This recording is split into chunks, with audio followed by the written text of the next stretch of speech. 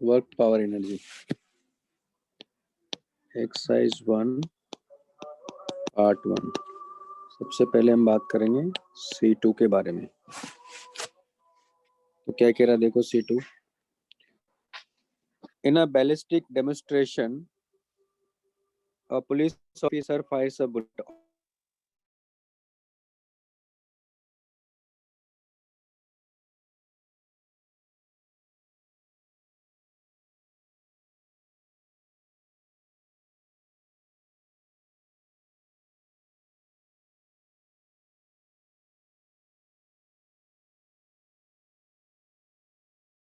Sir आपकी आवाज नहीं आ रही।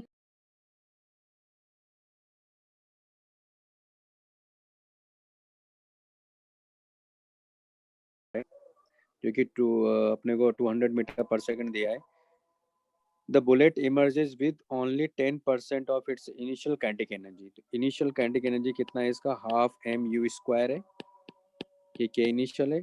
और फाइनली ये जब बुलेट बाहर आया तो इसकी स्पीड हो गई v। ऐसा क्यों हुआ, लेकिन जब ये बुलेट इंटर कर रहा था, इस बुलेट को क्या हो रहा है यहाँ, रेजिस्टिव फोर्स लग रहा है पीछे की तरफ, उसकी वजह से इसकी स्पीड क्या हो गई, डिक्रीज कर गई। तो फाइनल इसकी काइनेटिक एनर्जी कितना हो गया, हाफ एम वी स्क्वायर। ये उसका कितना है, 10% है इसका इनिशियल का। ये लॉजिक समझ में आया। तो ये कह रहा है कि the bullet emerges with only 10% of its initial kinetic energy, what is the emergent speed of the bullet. ये आंसर आ गया आपका। ओके, यू आपको दे रखा है, यू दिया है यहाँ 200 मीटर पर सेकंड, एम यहाँ दिया हुआ है 50 इंटू 10⁻³ kg, और ये सब दिया हुआ है। ओके, तो ये आंसर आ जाएगा, सॉल्व कर लेंगे आप। हाँ सर। नेक्स्ट हमारे पास में C4, ये लिख लीजिए आप लोग।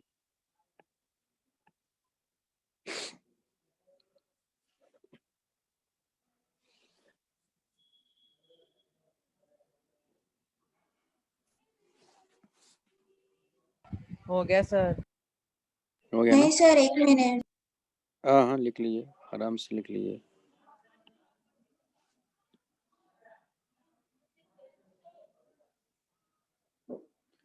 तो ये तो सेम ही क्वेश्चन है। एक minute, bullet of mass is fired from a rifle. हाँ बोलिए सर। C1 वाला भी बताइए ना।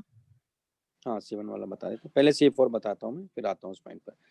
A bullet of mass 20 gram is fired from a rifle with velocity after passing through a mud wall 100 centimeter thick. Velocity drops to 100 meter per second. What is the average resistance of the ball?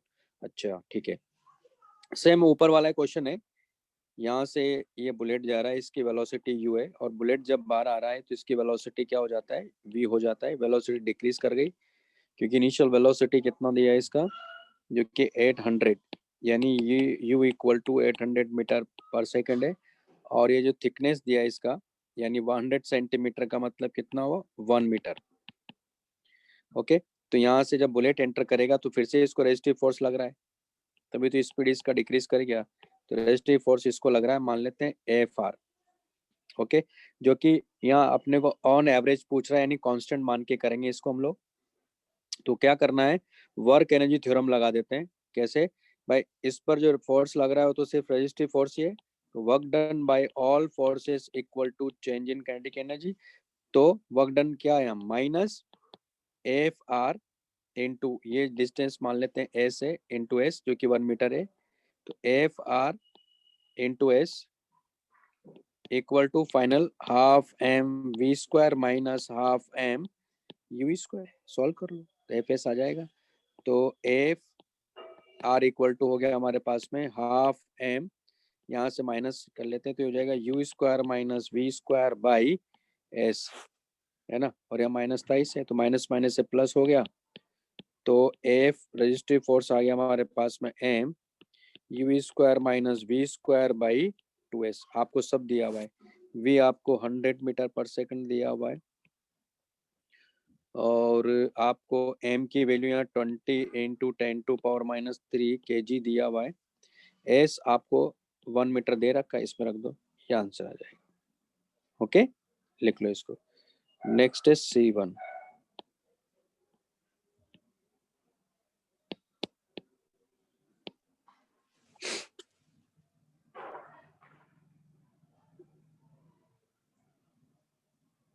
हो गया sir. Good.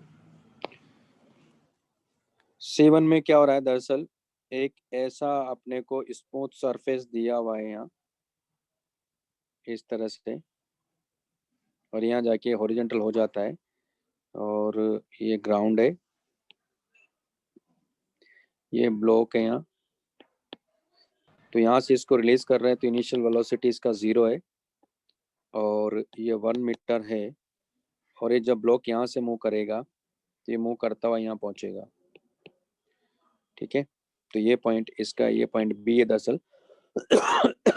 और ये जो height है यहाँ से, ये height कह रहा है कि 0.5 मीटर है। मतलब ये है कि अगर इसको h हो गया तो ये कितना हो गया हमारे पास में, h/2 हो गया। कह रहा figure shows a particle sliding on a frictionless track which terminates in a straight horizontal section. If the particle starts from the point A, how far away from the track will the particle hit the ground? क्योंकि ये horizontally यहाँ आ रहा है तो इसको velocity भी हो जाएगी, तो ये ऐसे प्रोजेक्टाइल मोशन करेगा। तो ये पूछ रहा है कि यहाँ से ये डिस्टेंस कितना है। ये तो प्रोजेक्टाइल हो गया। यहाँ पोटेंशियल 0 मान लेते हैं, ग्रेविटेशनल पोटेंशियल पूरी रेफरेंस लाइन पर। तो आप देख रहे हो कि इनिशियल तो यहाँ ए और बी के बीच में ये पॉइंट ए है, तो फ्रिक्शन है नहीं। अब क्या करेंगे, वर्क एनर्जी थ्योरम लगाऊंगा मैं, सॉरी हाँ वर्क एनर्जी थ्योरम ही है, लेकिन अल्टीमेटली वर्क एनर्जी थ्योरम से हमने क्या डेराइव किया था, law of conservation of mechanical energy. तो हम लोग यहाँ मैकेनिकल एनर्जी कंजर्व करवाएंगे। क्यों मैकेनिकल एनर्जी कंजर्व रहेगी, क्योंकि जब ये ब्लॉक आएगा भी, इस ब्लॉक पे 2 फोर्स लग रहे हैं, एक नॉर्मल है, ठीक है, और डाउनवर्ड क्या है, mg। तो मैकेनिकल एनर्जी यानी law of conservation of mechanical energy वाला जो कॉन्सेप्ट कब अप्लाई करते हैं, जब सिर्फ कंजर्वेटिव नेचर का फोर्स वर्क कर रहा होता है। तो यहाँ क्या हो रहा है, नॉर्मल जो है वो हमेशा वेलोसिटी के क्या होगा, परपेंडिकुलर होगा। किसी भी पॉइंट पर अगर आप जाओगे तो नॉर्मल जो है वो हमेशा वेलोसिटी के परपेंडिकुलर है, तो इसका वर्क क्या होगा, इसका मतलब 0।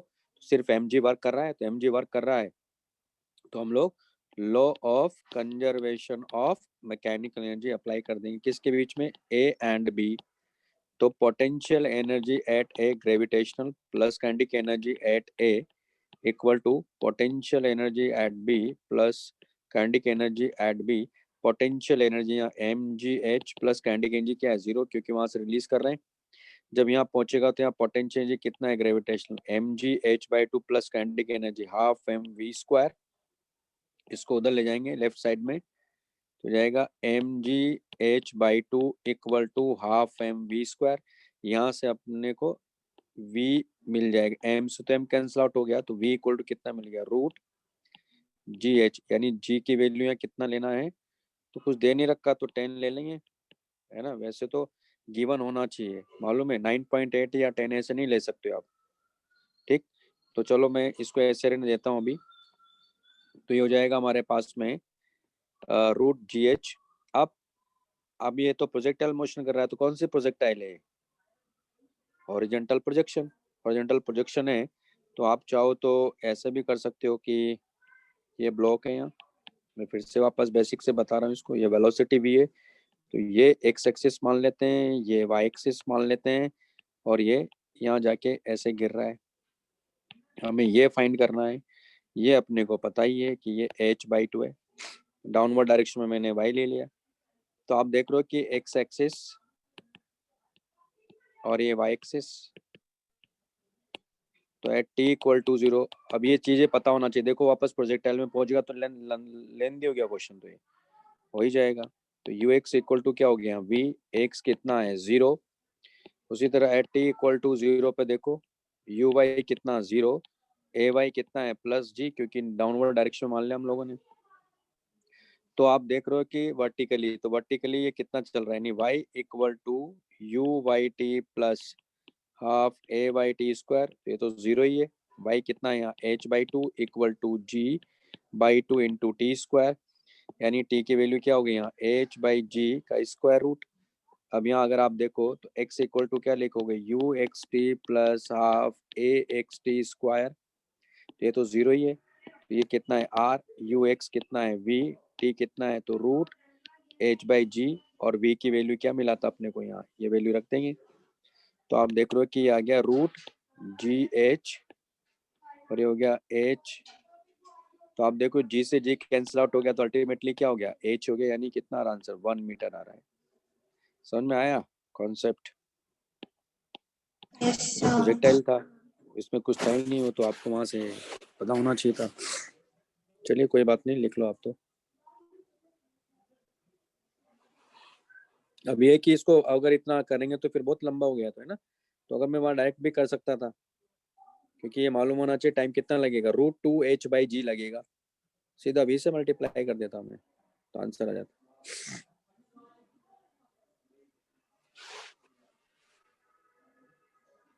Next is C8।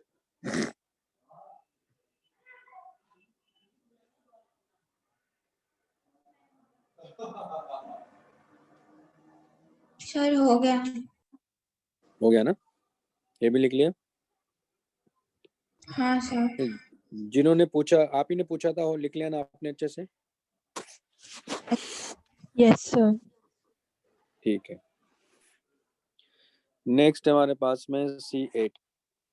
C8 में क्या हो रहा है, ब्लॉक ऑफ मास है moving at speed v compresses spring through distance x before its speed becomes 1/4। देखो, ब्लॉक ऑफ मास है moving at speed v compresses spring through distance x before its speed becomes 1/4। तो ये इसके कहने का मतलब ये है कि ये हमारे पास में बॉल है, ये स्मूथ सरफेस है और ये स्प्रिंग है यहाँ,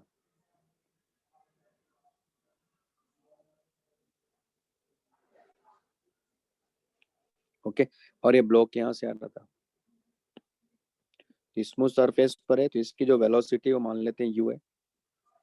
ये जब तक यहाँ नहीं आएगा तब तक इसकी स्पीड ये बनी रहेगी, तो जब यहाँ आएगा तो यहाँ स्पीड इसकी क्या बनी रहेगी, यू ही बनी रहेगी।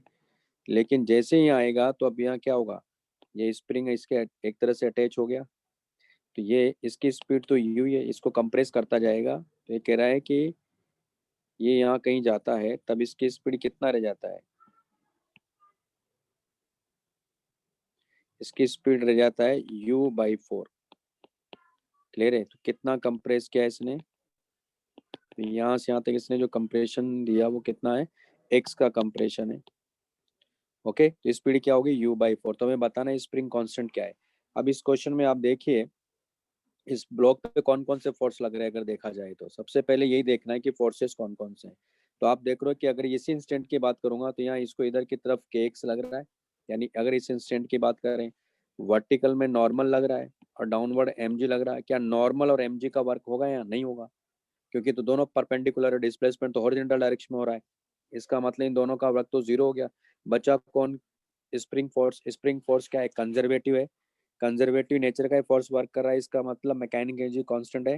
मैकेनिक एनर्जी कांस्टेंट है तो अप्लाई कर देंगे किस किस के बीच में, इस पॉइंट और इस पॉइंट के बीच में, तो ये पॉइंट ए और ये पॉइंट बी, तो law of conservation of mechanical energy apply करेंगे हम लोग यहाँ किस किस के बीच में, ए एंड बी के बीच में। तो जब ये यहाँ से स्टार्ट हुआ तो यहाँ इसकी काइनेटिक एनर्जी क्या थी, kinetic energy A plus potential energy A spring की equal to kinetic energy at B plus potential energy at B, किसकी, स्प्रिंग की। तो काइनेटिक एनर्जी यहाँ कितना है, half M you square. Potential energy तो जीरो था क्योंकि कोई कंप्रेशन था ही नहीं वहाँ। उसके बाद यहाँ काइनेटिक एनर्जी कितना बोल रहा, तो हाफ एम यू बाई 4 के एक्स स्क्वायर। तो पोटेंशियल एनर्जी आ गया, तो यहाँ से अपने को ये आ जाएगा। तो इधर कितना हो गया हमारे पास में, तो half M you square minus half M you square by 16 equal to half k x square. यहाँ से हाफ एम यू स्क्वायर बाहर लेंगे तो हो जाएगा दरअसल 15/16 इक्वल टू के बाई 2 एक्स स्क्वायर। 2 से 2 कैंसिल आउट हो गया, तो हमारे पास x क्या चाहिए अपने को, k की वैल्यू चाहिए ना, तो k इक्वल टू कितना आ गया, तो 15 mu square by 16x square, यह आंसर है। बात समझ में आ गई भाई? पॉइंट क्लियर है सबको? कैसे हम लोग law of conservation of mechanism apply कर रहे हैं? किसी को डाउट हो तो पूछ लो। डाउट है भाई? समझ में आ गया सबको? Yes, sir. Yes, sir. तो लिखो।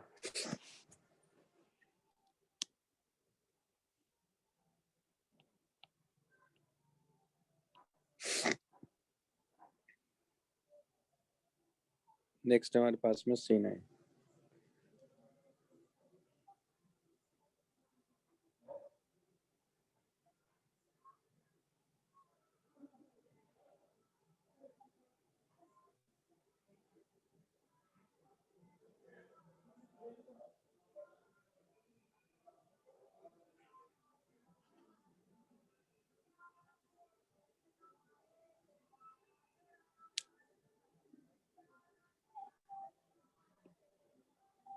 हो गया सर। ठीक है, तो बाकी लोगों ने भी लिख लिया ना। C9, अब इसमें देखो क्या कह रहा है। ये हमारे पास में ऐसा सिस्टम है, ये एक पुली, तो दोनों पुलियां फिक्स है।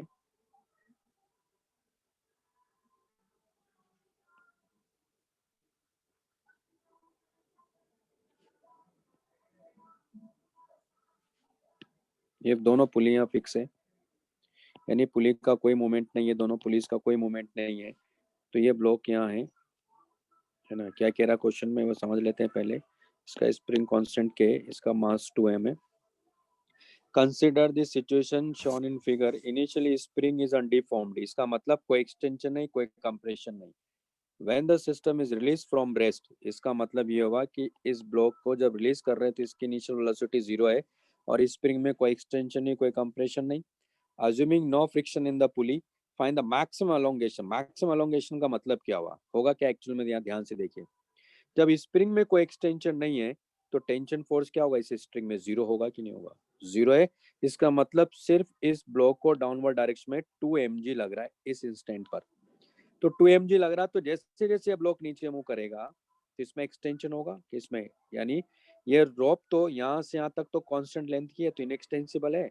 लेकिन जब ये ब्लॉक नीचे जाएगा तो आप ये देखो कि इसमें स्प्रिंग में एक्सटेंशन होना जरूरी है ना? तो अल्टीमेटली वो जो, क्योंकि ये जो लेंथ है यहाँ से यहाँ तक की, ये जो स्ट्रिंग की लेंथ है यहाँ से यहाँ तक की, ये तो कांस्टेंट है। लेकिन ये जब ब्लॉक मूव करेगा तो अल्टीमेटली इसमें ये लेंथ कहाँ से, यानी इसका जो डिस्प्लेसमेंट हो रहा है वो किसकी वजह से हो रहा है?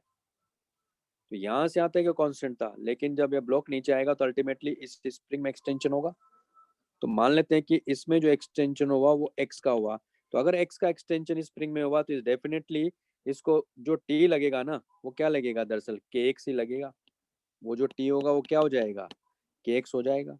के एक्स हो जाएगा, तो आपको ये भी मालूम है कि जैसे जैसे नीचे जाएगा तो एक्स इंक्रीज करेगा, तो एम जी तो कांस्टेंट है, मतलब 2mg तो कांस्टेंट है। तो स्प्रिंग फोर्स इंक्रीज करेगा तो एक पॉइंट ऐसा भी आएगा जहाँ नेट फोर्स क्या हो जाएगा, 0। ये बात समझ में आई पहले तो? Yes, sir.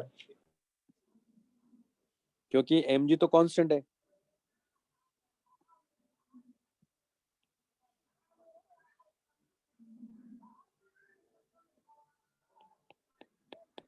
तो ये एक पॉइंट ऐसा आएगा जहाँ इस पर क्या हो जाएगा, तो मान लेते हैं कि ये एक्सटेंशन जो हुआ ये एक्स नॉट हुआ, तो डाउनवर्ड इसको क्या लगेगा यहाँ 2mg, और ऊपर क्या लगेगा इसको के एक्स नॉट।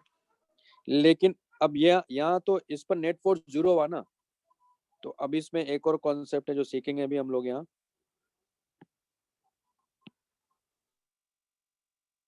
इसको और बड़ा कर लेता हूँ।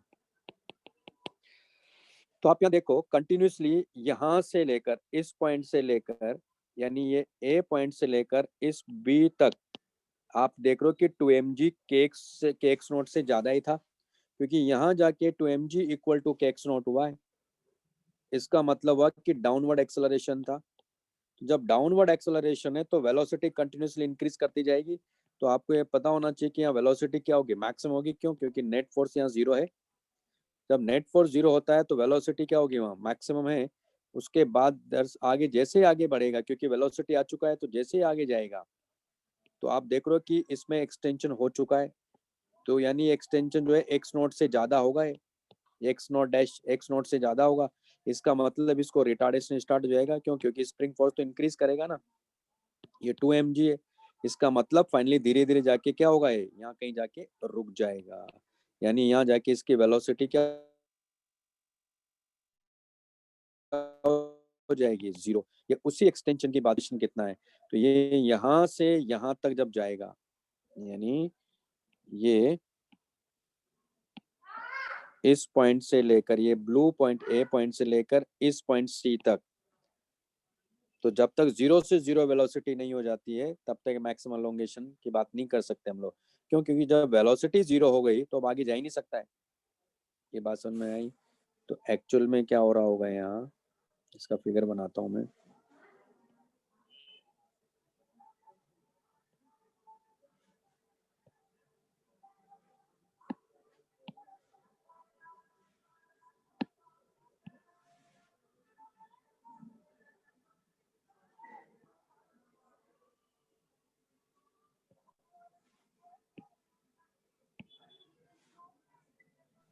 ये ब्लॉक यहाँ था,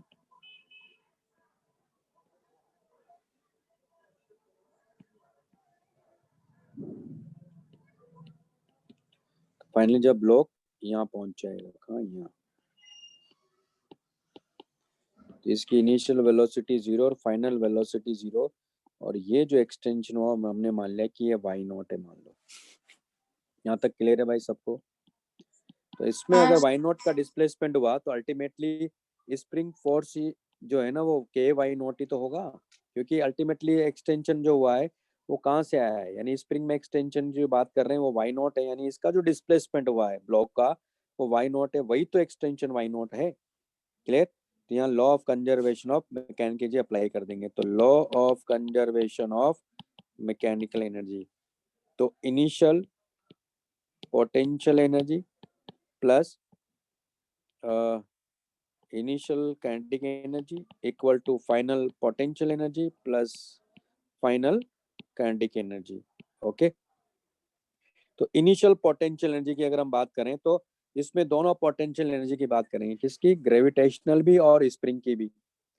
तो यानी जो पोटेंशियल इनिशियल लिखने का मतलब ये है कि potential energy initial spring plus potential energy initial gravitational plus kinetic energy of block equal to potential energy final spring plus potential energy final gravitational plus kinetic energy final। तो initial spring की extension तो zero ही था, तो potential energy spring की क्या हो गया, जीरो। ग्रेविटेशनल के लिए क्या करेंगे, इसी को रेफरेंस मान लेते हैं। तो यही पोटेंशियल एनर्जी ग्रेविटेशनल क्या ले लेता हूँ मैं, जीरो।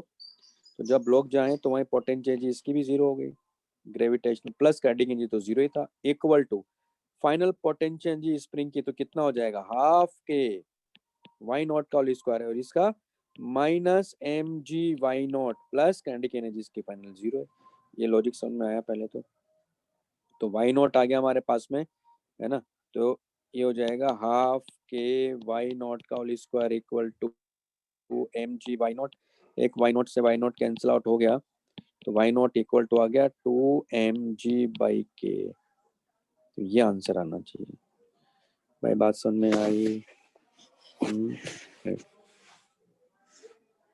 हाँ, यस सर। मेरी आवाज नहीं आ रही क्या, आ रही ना आवाज? लिख लो इसको।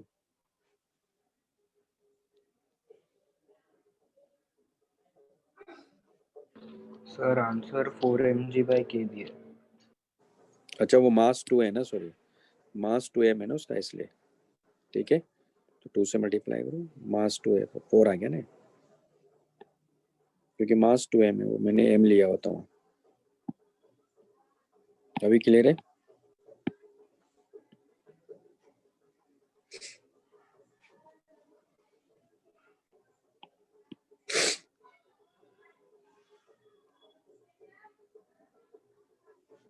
C11.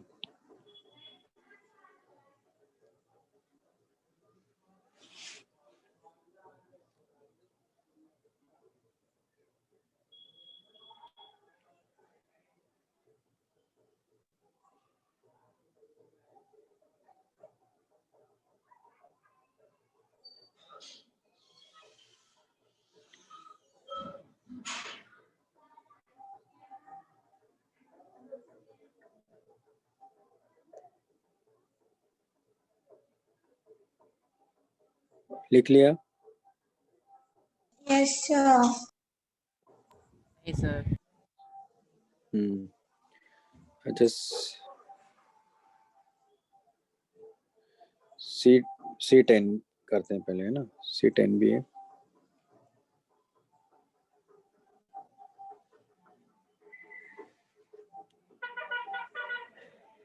C10 में क्या कह रहा है देखो,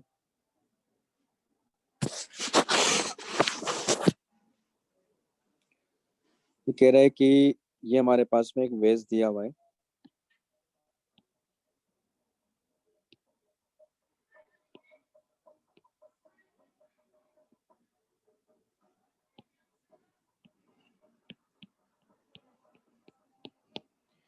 और ये जो एंगल है ये थीटा है, और ये ब्लॉक यहाँ है, ये 3 kg है, और ये म्यू इक्वल टू 0.15 है। रिजिड बॉडी ऑफ मास 0.3 की है ना, हाँ 0.3 सॉरी, तो m इक्वल टू अपने को 0.3 kg दिया हुआ है। Rigid body of mass 0.3 kg is taken slowly up an inclined plane of length 10 metre height, यानी इसका हाइट भी दिया अपने को h है, और इसका जो लेंथ है ये s मान लेते हैं, और ये l ले लेते हैं। तो s अपने को दिया हुआ 10 मीटर है, h अपने को 5 मीटर दिया हुआ है। Assuming the applied force to be parallel to the inclined plane and then allowed to slide down to the bottom again. The coefficient of friction between the body and the plane is this one, using 9.8 meter per second square. Find, इसका बताना है kinetic energy of the body at the end of the trip बताना है ना। तो हुआ क्या कि पहले इसको यहाँ से लेकर गए, यानी ये A पॉइंट है, A से B की तरफ लेके गए, है ना, और इसको वहां से B से क्या कर दिया, रिलीज कर दिया गया। तो क्या होगा दरअसल वो समझ लेते हैं पहले। तो यानी इसको B से जब रिलीज किया, ये एंगल थीटा है, तो B पॉइंट से रिलीज किया तो इसकी इनिशियल वेलोसिटी तो जीरो होगी, क्योंकि रिलीज किया, जब यहाँ पहुंचेगा तो ये पूछ रहा है कि इसकी वेलोसिटी क्या है। तो यहाँ वर्क एनर्जी थ्योरम से भी कर सकते हैं, या F इक्वल टू ma से भी कर सकते हैं। मैं वर्क एनर्जी थ्योरम अगर अप्लाई करता हूँ, इस बॉडी पे देखो कौन कौन से फोर्स हैं। सबसे पहले फोर्सेस देखेंगे, डाउनवर्ड डायरेक्शन में mg लग रहा है, इसको नॉर्मल ऐसे लग रहा है, और जब ये नीचे मुंह कर रहा है तो इसको फ्रिक्शन पीछे की तरफ लगेगा म्यू एन, है ना। तो mg को रिजोल्व कर लेंगे, ये क्या हो जाएगा mg साइन थीटा। इधर की बात करेंगे तो क्या हो जाएगा mg cos थीटा, यानी n की वैल्यू mg cos थीटा के इक्वल है। तो कौन कौन वर्क कर रहा है, एक तो फ्रिक्शन वर्क करेगा और mg sin थीटा वर्क करेगा, क्योंकि mg cos थीटा नॉर्मल इसकी वेलोसिटी के हमेशा परपेंडिकुलर है। तो वर्क एनर्जी थ्योरम लगा देते हैं। तो applying work energy theorem between A, ये बी है दरअसल, ये बी है और ये ए है, तो बी यानी ए एंड बी के बीच में, तो क्या होगा work done by normal, work done by kinetic friction, क्योंकि ये काइनेटिक फ्रिक्शन है ना, work done by mg equal to क्या हो जाएगा चेंज इन काइनेटिक एनर्जी। तो वर्क डन बाय नॉर्मल तो जीरो ही है, वर्क डन बाय फ्रिक्शन क्या लिखोगे आप, म्यू एन इनटू एस लिखोगे, क्योंकि कांस्टेंट है पीछे की तरफ लग रहा है ना, क्योंकि हमने वो एस माना है। और mg का वर्क में वर्टिकल हाइट के हिसाब से लिखोगे तो क्या लिखोगे mg इंटू एच ना, equal to final kinetic energy half M we square minus initial तो जीरो ही, एन की वैल्यू आपको दे रखा है, एन इक्वल टू यहाँ mg cos थीटा, बाकी सब दिया हुआ रख दो इसमें, तो हो जाएगा minus mu mg cos theta into s plus mgh, क्योंकि m का वर्क तो वर्टिकल हाइट के अकॉर्डिंग चलते हैं हम लोग, तो half M we square. Solve कर लीजिएगा, आंसर आ जाएगा। समझ में आया? हाँ सर। ठीक है, लिख लो इसको।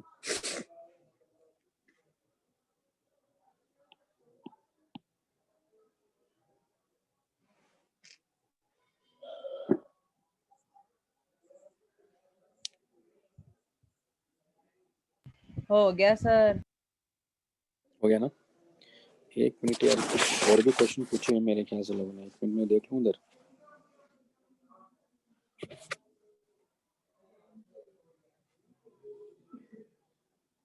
मैंने C11 भी पार्ट 1 का, C12 भी है। ओके, C11 तो कौन सा करा था हमने? C10, C11, C12, ठीक है, दोनों में बताता हूँ। फिर डी में, डी के आते हैं, अभी पहले कर लेते हैं। नेक्स्ट हमारे पास में C11।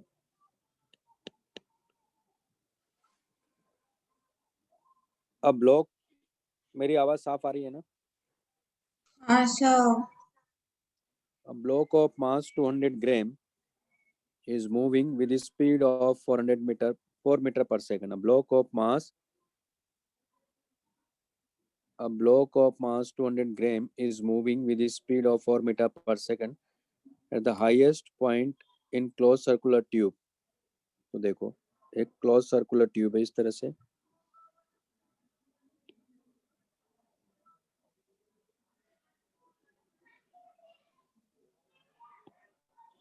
ये वर्टिकल प्लेन में है ये ट्यूब, ये ग्राउंड है।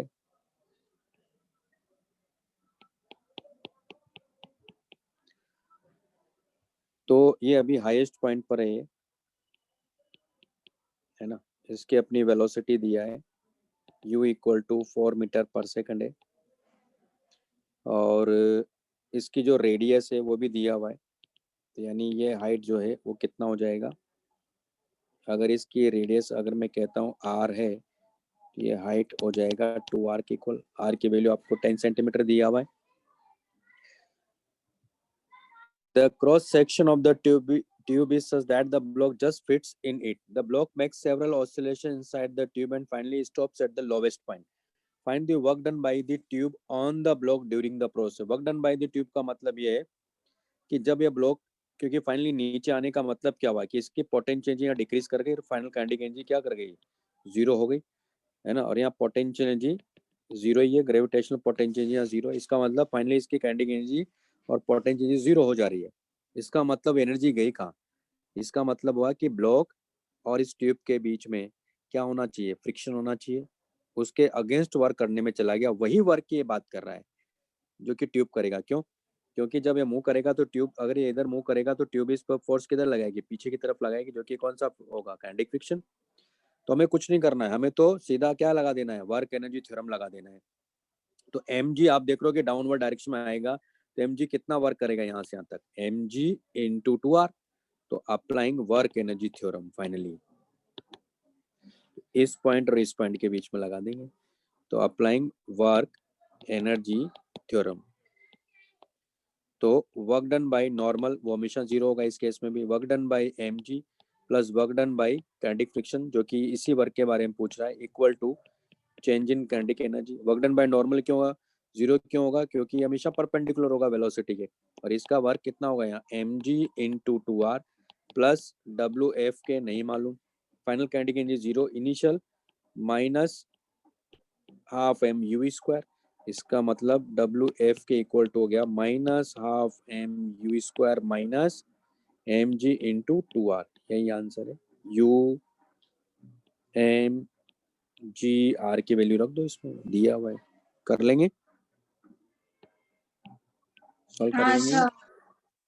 तो लिख लो इसको, ये भी अच्छा क्वेश्चन था वैसे।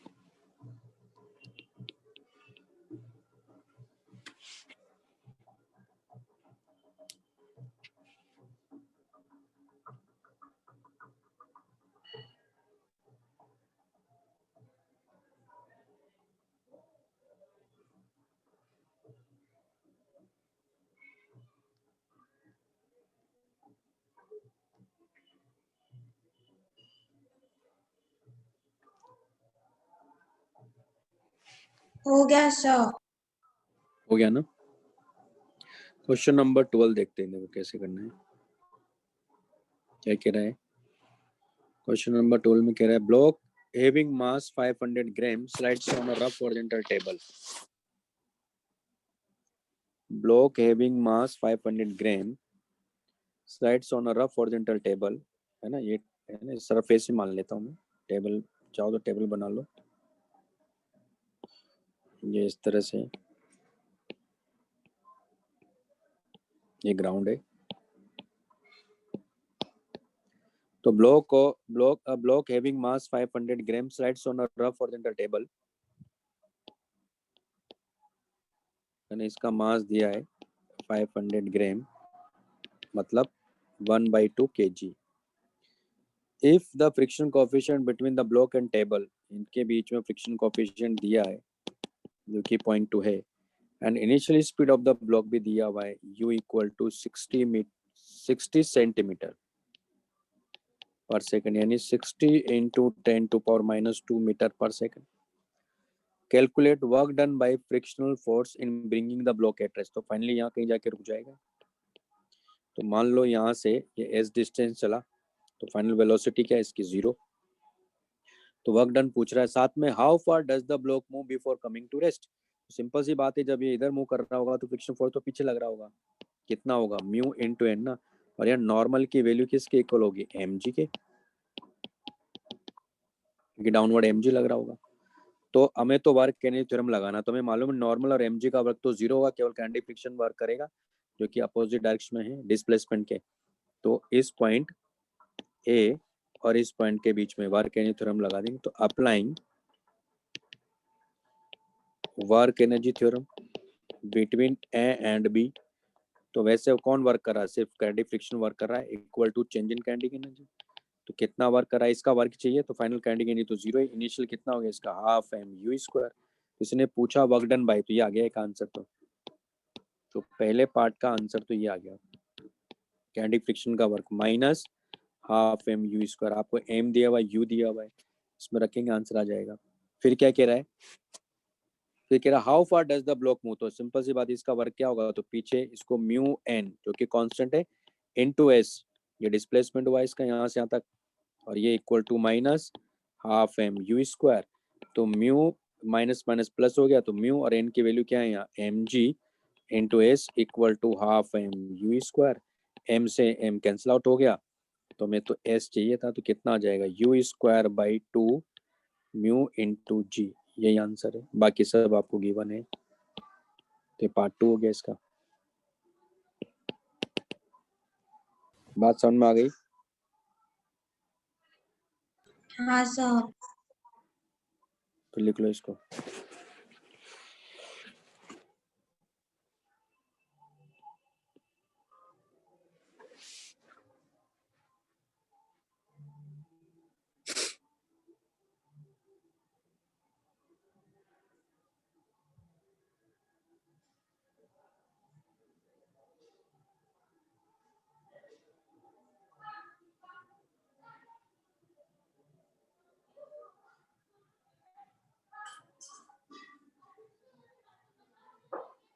हो गया सर।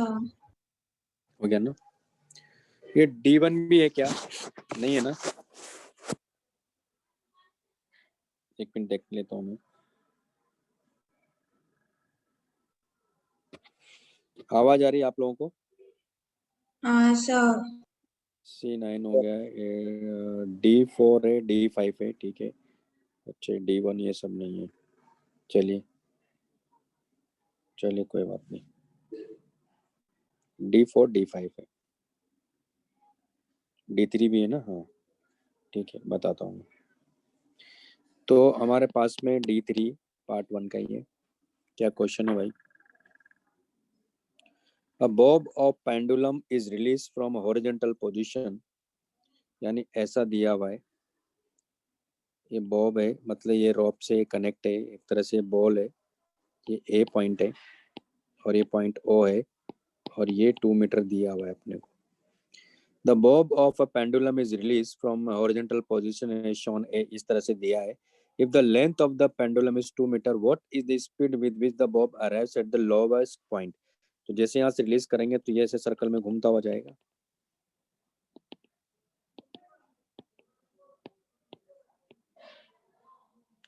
तो जब यहाँ से रिलीज करेंगे तो इनिशियल वेलोसिटी क्या होगी? 0। और जब यहाँ आएगा तो आपको ये भी पता है कि टेंजेंशियल वेलोसिटी होती है, तो इसकी वेलोसिटी इधर की तरफ रहेगी भी, क्योंकि अगर ये यहाँ रहेगा तो इसकी वेलोसिटी किधर रहेगी? इधर रहेगी, है ना? इस पाथ के अलोंग रहती है, ये तो मालूम है सबको। पाथ पर टेंजेंट ड्रॉ करेंगे तो उस डायरेक्शन में इसकी वेलोसिटी होती है।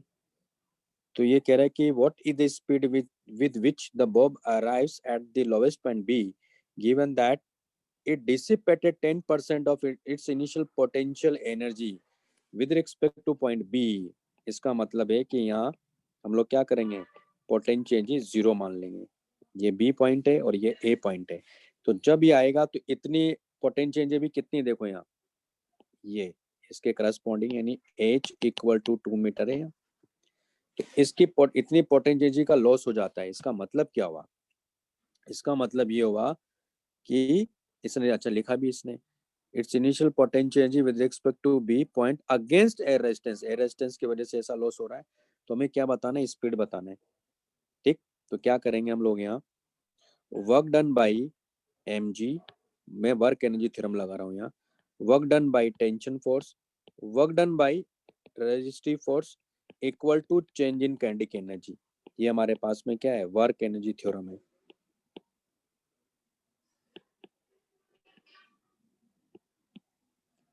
तो वर्क डन बाई, यानी ये तो 0 ही है, क्योंकि टेंशन तो हमेशा वेलोसिटी के क्या होगा? परपेंडिकुलर होगा। ये बात हो चुकी थी हमारी।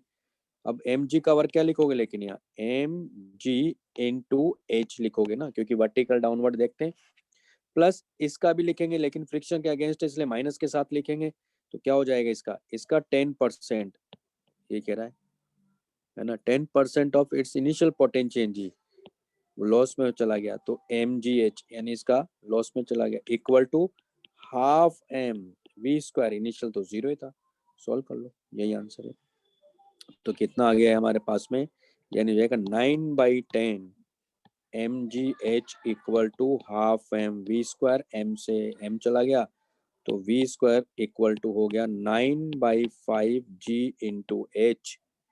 तो 9 की वैल्यू इसका कितना है? 9/5 इंटू 10 इंटू h कितना है? 2, है ना? तो कितना आ रहा है देखो यहाँ, ये हो गया हमारे पास में 2 यानी 36। तो v इक्वल टू आ गया 6 मीटर पर सेकंड। भाई क्लियर है सबको ये कॉन्सेप्ट?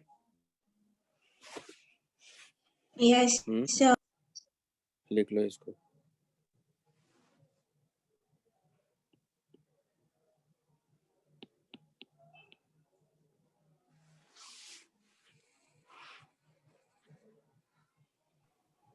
लिख लिया सबने? Sir. नेक्स्ट हमारे पास में D4।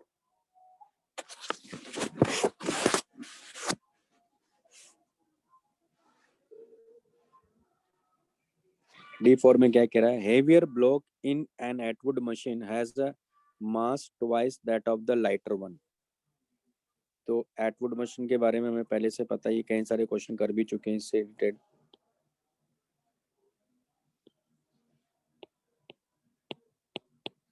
ये मास m1 मान लेता हूँ, इन दोनों को साथ में रख लेते हैं, कोई फर्क नहीं पड़ता। ये मास m2 है। The heavier block in an Atwood machine has a mass twice that of the lighter one। इसका मतलब इसका मास में 2m मान लेता हूँ और इसका मास मैंने मान लिया कि m है। m1 इक्वल टू m है और m2 इक्वल टू 2m है। Okay, the tension in the string is दिया 16 न्यूटन है। When the system is set into motion, find the decrease in the gravitational potential energy during the first second after the system is released from rest। तो potential decrease कर, इसका मतलब है energy कहाँ गई? क्योंकि हमने ये भी बात किया था कि टेंशन इंटरनल पूरे सिस्टम की बात करेंगे तो उस केस में टेंशन का वर्क क्या होता है? 0 होता है, क्योंकि इस स्ट्रिंग में कोई डिफॉर्मेशन नहीं है। तो इंटरनल फोर्सेस का वर्क क्या होता है उस केस में? 0 होता है। क्लियर? तो जो पोटेंशियल एनर्जी डिक्रीज करेगी वो कहाँ चली जाएगी, काइनेटिक एनर्जी में। Simple logic. तो मान लेते हैं कि यहाँ पोटेंशियल एनर्जी ग्रेविटेशनल जीरो है, तो यहाँ law of conservation of mechanical energy apply करेंगे। क्यों? क्योंकि टेंशन तो वर्क कर नहीं रहा है, तो कर कौन रहा है फिर, सिर्फ mg वर्क कर रहा है। ठीक, तो 1 सेकंड के बाद की बात कर रहा है, तो 1 सेकंड में इसका डिस्प्लेसमेंट निकाल सकते हैं। तो 1 सेकंड के बाद मान लो ये ब्लॉक यहाँ कहीं पहुंचा, तो ये ब्लॉक कहाँ पहुंचेगा, यहाँ कितनी हाइट गया, तो अगर ये h गया तो ये h डाउनवर्ड गया, इसका तो कोई है ना, सब मालूम है, सब इसके बारे में। अब आपको मालूम होना चाहिए कि टेंशन क्या होगा, तो टेंशन का फॉर्मूला हमने निकाला था 2m1 m2g by m1 plus m2। पहले टेंशन निकाल लेते हैं, वैसे टेंशन की जरूरत ही नहीं है, हम तो एक्सेलरेशन निकालते हैं, ज़्यादा अच्छा रहेगा, ताकि उससे अपने को s मिल जाएगा या h मिल जाएगा जो हमने यहाँ।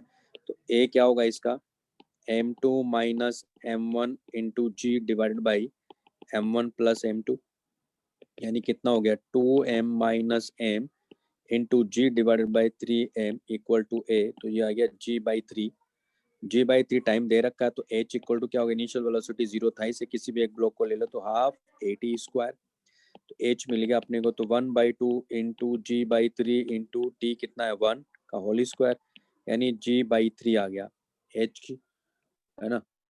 g की वैल्यू कितना है, इसने कुछ बोला सर नहीं जी तो बाई मैं 6। 9.8 क्योंकि आंसर के हिसाब से, हाँ g/6 आ गया है, g/6 आ गया हमारे पास। जी के बारे में कोई इन्फॉर्मेशन नहीं, लेकिन देना चाहिए था। ओके, तो जी की वैल्यू यानी एच की वैल्यू अपने को मिल गया यहाँ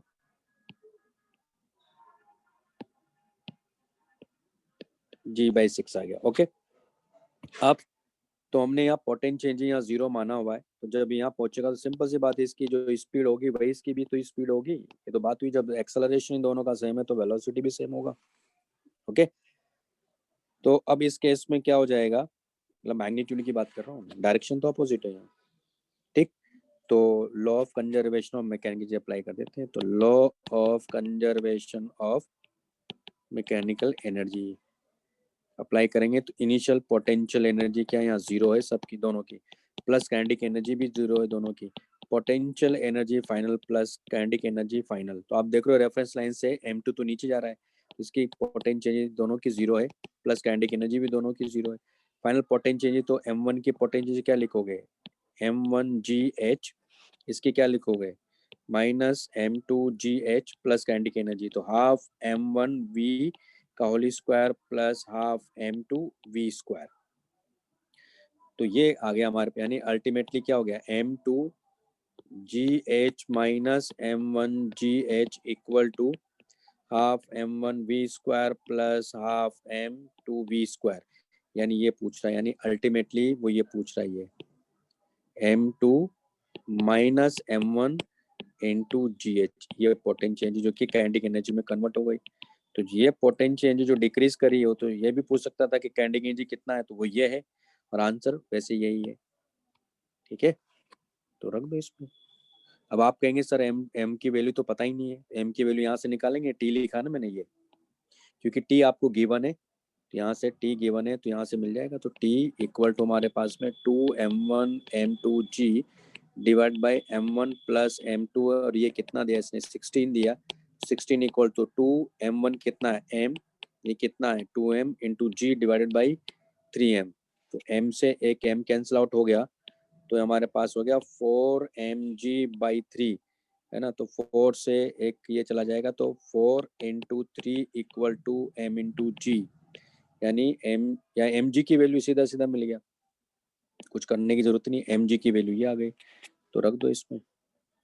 तो डेल्टा यू जो है ये एक तरह से डेल्टा यू हो गया, तो ये आ जाएगा 2m माइनस m इंटू जी एच, यानी mgh, और ये कितना है तो 12 इंटू एच, एच कितना आ रहा था हमारे पास में g/6 आया था, तो 12 यानी g/6 कितना हो गया 2 इंटू जी आ गया। अब g की वैल्यू 10 ले लो या 9, इस केस में अगर इसने लिया, तो अगर मैं कहता हूँ कि g इक्वल टू 9.8 मीटर पर सेकेंड स्क्वायर है, तो डेल्टा यू हमारे पास आ गया 2 इंटू 9.8, यानी 19.6 मीटर, सॉरी जूल होगा ना, ये आंसर है। इतना एनर्जी का लॉस हुआ, वो कहाँ चला गया, काइनेटिक एनर्जी इंक्रीज करने में। समझ में आया पॉइंट?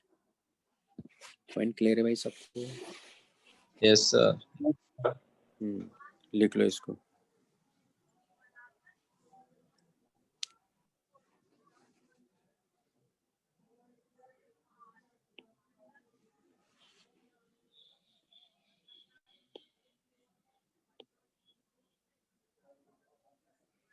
सर नीचे वाला दिखाए। लिख लिया नहीं तो? अच्छा बहुत जल्दी लिखा आपने। ये लिख लिया भाई, बाकी लोगों ने भी लिख लिया ना? Yes sir. Yes.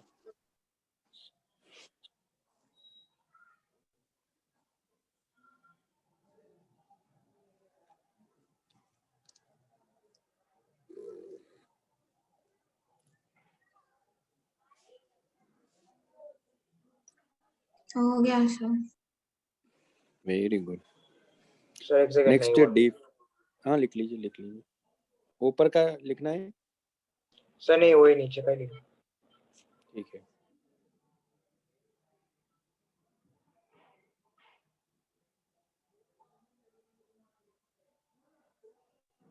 सर थोड़ा नीचे लीजिए।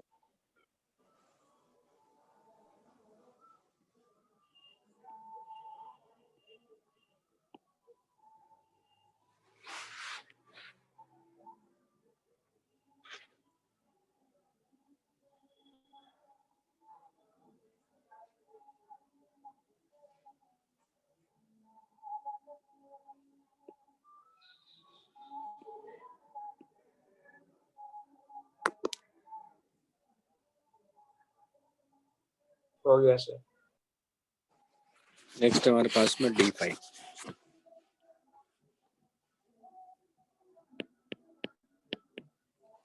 1 kg block situated on a rough inclined plane is connected to a spring or a spring constant 100 Newton per meter as shown in figure.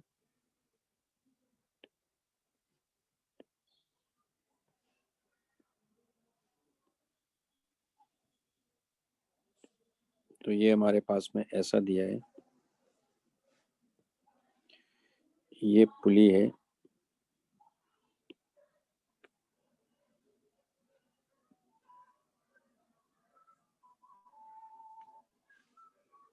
और यहाँ ये ब्लॉक है। तो ये 1 kg ब्लॉक है, ये स्प्रिंग कांस्टेंट इसका K मान लेते हैं।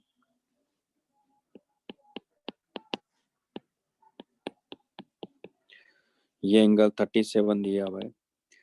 1 kg block situated on a rough inclined plane is connected to a spring of spring constant K दिया हुआ है ना, 100 न्यूटन पर मीटर है। As shown in the figure, the block is released from rest, यानी इसकी इनिशियल वेलोसिटी जो है वो 0 है, यहाँ से इसको रिलीज कर रहे हैं। With the spring in the unstressed position, इसमें कोई एक्सटेंशन भी नहीं है। The block moves 10 centimetre along the incline before coming to rest, यानी इसका मतलब है 10 सेंटीमीटर चलने के बाद ये रुक जाता है। तो फाइनल वेलोसिटी 0 हो गई, और कितना चला है इधर, ये मान लेते हैं कि S है, जो कि S कितना बता रहा है, 10 सेंटीमीटर है। Find the coefficient of friction between the block and the incline. Assume that spring has negligible mass and the pulley is frictionless. Okay, clear? तो क्या होगा यहाँ, इस ब्लॉक को देखो आप, इस ब्लॉक पे कौन कौन से फोर्स लग रहे होंगे। जब ये ब्लॉक मूव करेगा तो सीधे मैं इस ब्लॉक को ऐसा करता हूँ, यहाँ ले लेता हूँ, इस ब्लॉक को यहाँ था मान लो, ये अलोंग द इंक्लाइन प्लेन ही मूव करेगा, कुछ टाइम बाद यहाँ आया मान लो, और इसमें ये एक्सटेंशन मान लो x का हुआ।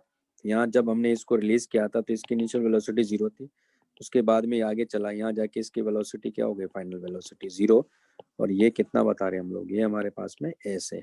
ठीक, तो अगर इसमें x का एक्सटेंशन है तो आप यहाँ देखो, इस पर एक तो स्प्रिंग फोर्स लग रहा है पीछे की तरफ, है ना, और पीछे इसको म्यू एन भी लग रहा होगा, और डाउनवर्ड इसको क्या लग रहा है, एम जी लग रहा है।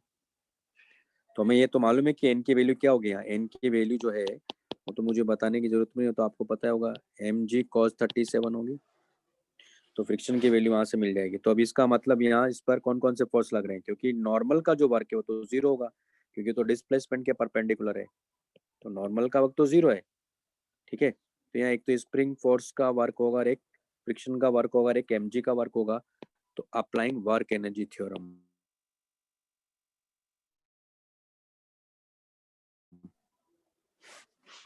अप्लाइंग वर्क एनर्जी थ्योरम किस किस के बीच में, इस पॉइंट, ये पॉइंट ए और इस पॉइंट बी, ए और बी के बीच में, तो ए एंड बी। तो work done by kinetic friction plus work done by spring force plus work done by mg plus work done by normal equal to change in kinetic energy. अब आप देखो work done by friction क्या होगा, तो mu N into S होगा। Work done by spring force क्या हो जाएगा, तो minus half k x square आएगा ना। समझ में आ रहा है क्यों, क्योंकि डिस्प्लेसमेंट इधर है along the incline down the incline plane है ना, और स्प्रिंग फोर्स पीछे लग रहा है। ये लॉजिक समझ में आया सबको। और इसका कितना लिखोगे आप, mg इंटू वर्टिकली कितना चला वही लिखोगे, है ना। तो या ऐसा करते नहीं तो mg का वर्क जो है ना, mg साइन थीटा का वर्क देख लेते हैं। तो mg sine theta into s ना, और नॉर्मल का वर्क तो 0 ही है, equal to change in kinetic energy क्या है, 0 0 माइनस 0। समझ में आए। तो म्यू एन क्या यहाँ mg cos 37 into s minus half k x square plus mg sine theta into s. ये समझ में आया भाई मैंने कैसे लिखा है सारी चीजें, ये क्लियर है, यस सर। Yes. Oh, है ना। सॉल्व कर लो, आ जाएगा आंसर आपको, सब दिया हुआ है। अच्छा यहाँ x जो लिया ना, दरअसल वो एस ही है, समझ में आ रहा है। जो यहाँ मैंने x लिख दिया, दरअसल वो x नहीं था, x तो उसके लिए था, इसका जो s होगा वो लिख देता हूँ, चेंज कर देता हूँ इसको।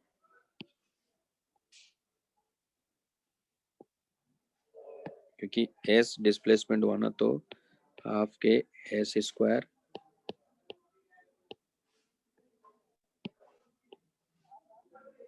अभी क्लियर है, ठीक है। हाँ सर।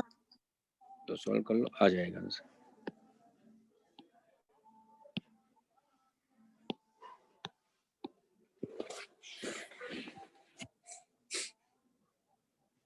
ये भी हो गया, डी में हो गया। अब ई की बात करते हैं। हो गया सर। अरे वाह, वेरी गुड, बहुत जल्दी से बाकी लोग भी लिख पा रहे हो भाई। हाँ, यस सर हो गया। कोई दिक्कत नहीं ना यार, ऐसे इतना जल्दी से लिख रहे हैं तो मतलब कुछ गड़बड़ तो नहीं है ना। एक मिनट, मैंने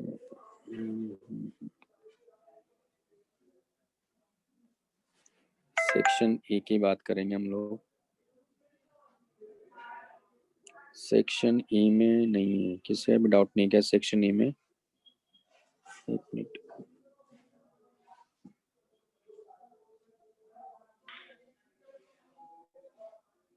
सेक्शन ई में डाउट है किसी का? किसी का भी नहीं है। सेक्शन ई कर लिया ना लेकिन आप लोगों ने? हाँ सर किया। तो मुझे बताना है कौन सा एफ बताना है, इसका मतलब। अच्छा ई हो गया, सिर्फ एफ ही बताना है, बाकी सब कर लिया। तो एफ में भी मुझे क्या बताना है,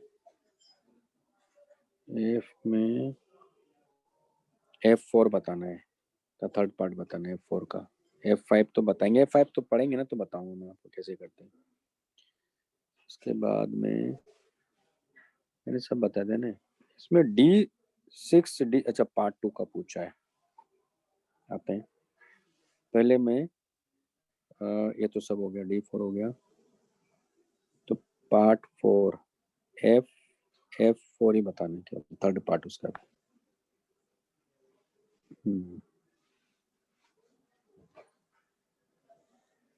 चलिए F4 बताना। F5 तो पहले आपको एक कॉन्सेप्ट पढ़ाऊंगा, उसके सर बाद F1 भी बताना है।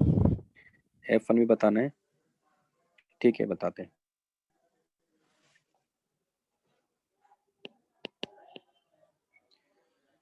हमें दिया है यहाँ F vector equal to x square y square i cap plus x square y square j cap acts on a particle which moves in the x y plane. इसने कहा कि determine F is conservative not, तो वो तो मैंने आपको वैसे बता ही दिया था, उससे भी करेंगे तो आ जाएगा। और अभी वर्क पूछ रहा है तो पहले वर्क पूछेंगे तो उससे पता चल जाएगा। तीनों पाथ के थ्रू अगर वर्क सेम आया तब तो कंजर्वेटिव, और नहीं आया तो नॉन कंजर्वेटिव। तो एक तरीका ये है हमारे पास में। तो ये एक्स एक्सिस है, ये वाई एक्सिस है, ये ए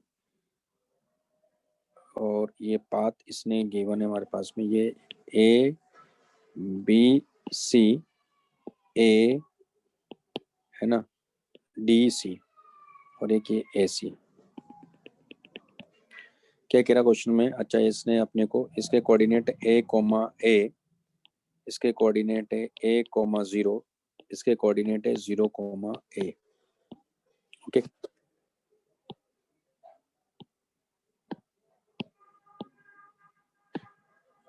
चलिए फिर क्या कह रहा है डिटरमाइन, वो बाद में देखते हैं, पहले इसके बारे में बात कर लेते हैं। Find the work done by F as it moves the particles from A to C. Along A to C जाना है, यानी ए से सी जाना है। Along the path, along each of the path A B C A D C and A C. Okay, सबसे पहले मैं ए B सी के बारे में बात करता हूँ। तो ए बी सी की जब बात करोगे तो पहले इसमें भी हम लोग ए टू बी के लिए बात करेंगे पहले। तो ए टू बी अगर मैं जाता हूँ तो वाई आप देखो 0 है, तो वाई अगर 0 है तो डी वाई भी 0 है। इसका मतलब क्या हो, देखो हमारे पास आपको क्या बताया था कॉन्सेप्ट, मैंने डी डब्ल्यू इक्वल टू लिखोगे F factor dot D R, पहले ये लिखोगे तो एफ फैक्टर की वैल्यू लिखो, तो x square y square i cap plus x square y square, ये हो गया j cap dot d x i cap plus d y j cap plus d z k cap. तो डी जेड के कैप तो i cap dot k cap तो 0 होगा, J dot k cap भी 0 होगा। तो अल्टीमेटली हो गया x square y square d x plus x square y square d y. ये हमारे पास में मेन फॉर्मूला आ गया है। अब वाई तो यहाँ 0 है, डी वाई भी 0 है, इसका मतलब है कि डब्ल्यू ए बी तो अपने को 0 ही मिलेगा, इसमें तो कोई डाउट नहीं होना चाहिए। बात करते हैं डब्ल्यू बी सी की। तो डब्ल्यू बी सी के लिए जब आप जाओगे, यानी बी टू सी के लिए जब बात करोगे, तो आप यहाँ देखो x इक्वल टू ए है जो कि कांस्टेंट है, तो dx क्या मिलेगा आपको 0, dx 0 मिलेगा तो ये तो 0 हो गया। लेकिन यहाँ क्या मिलेगा आपको, ये इस वाले पार्ट में a square y square d y, और इसको इंडिकेट करोगे 0 टू ए। तो W B C equal to हो गया ए स्क्वायर को बाहर ले लो तो ये हो जाएगा वाई क्यूब बाई 3 0 टू ए, यानी ये आ गया हमारे पास में ए टू पावर 5 बाई 3। ठीक, तो डब्ल्यू ए बी सी हो गया W a b plus W B c, यानी ये तो 0 ही था, plus a to power 5 by 3, यानी ये आ गया हमारे पास में पहला आंसर। बाकी का दूसरा कर लोगे, तीसरा कर लोगे, और उसी के आधार पर, उसी के बेस पर आपको ये बताना है कि ये कंजर्वेटिव कि नॉन कंजर्वेटिव। तो इक्वल तो आएगा नहीं। ए टू सी वाला मैं बताता हूँ, ए डी सी आप करिएगा। क्लियर है? ये लिख लो पहले भाई, क्लियर है ये पॉइंट कैसे समझा रहा हूँ मैं? Clear है सर। लिख लिया? Yes sir। बाकी लोगों ने भी लिख लिया एक इतना मिनट जल्दी? सर। हाँ, इसलिए लिख लो आराम से यार।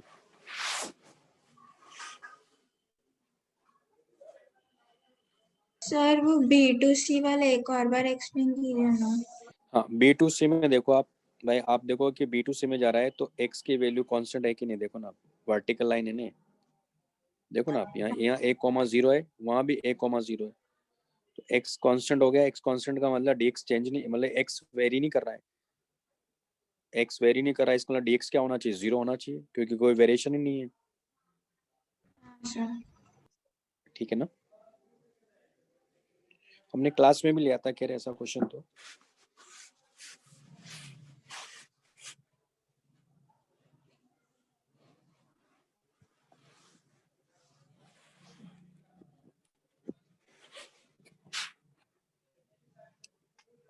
लिख लिया।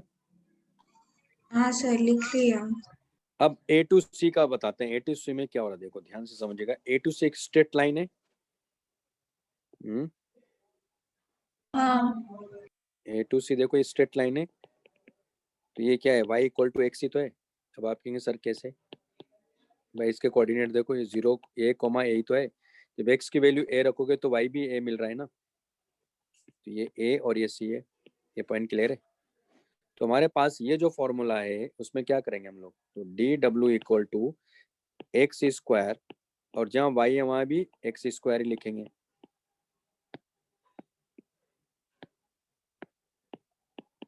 ये हो गया dx प्लस या y square into y square into d y, और इसको इंडिकेट कर देंगे 0 टू a, इसको इंडिकेट कर देंगे 0 टू a, तो ये हो गया x2 power 4 dx 0 to a plus y2 power 4 dy 0 to a। ये हो गया dw, इंडिकेट करो तो w इक्वल टू आ गया हमारे पास में a2 power 5/5 plus a2 power 5/5, तो कितना रहा 2a 2 पावर 5/5। आप देखो कि ये वर्क और ये वर्क अलग लगा रहा है, इसका मतलब है नॉन कंजर्वेटिव है। तो टोटल वर्क ये हो गया O2C का, सॉरी A2C का, तो ये आंसर है। अभी क्लियर है सबको? हाँ सर। हाँ सर। Yes, sir.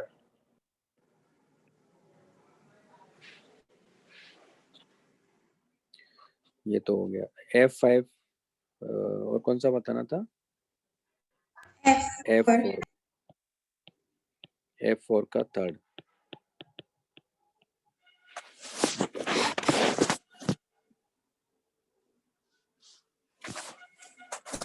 तुम्हारे पास में F4 का थर्ड में दिया है F vector equal to y i cap plus x j cap.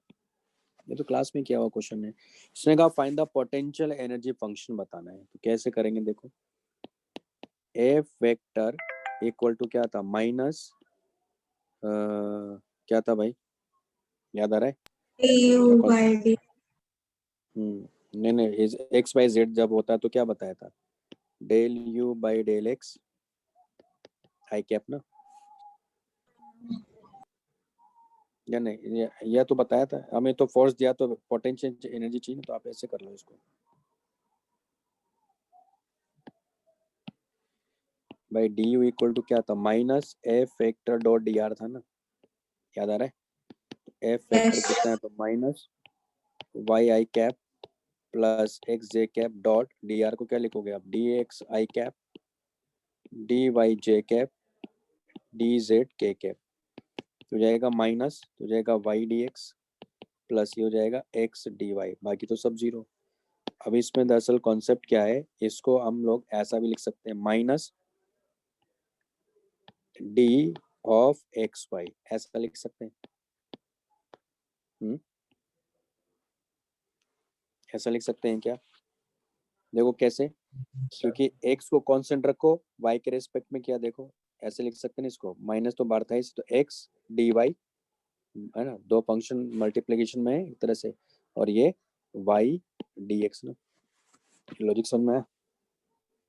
ये दरअसल आपको डिफरेंशियल इक्वेशन पढ़ाई जाएगी मैथ्स में, तो इसका छोटा सा पार्ट इसने यहाँ दे दिया है, तो ऐसा लिख सकते हैं हम लोग।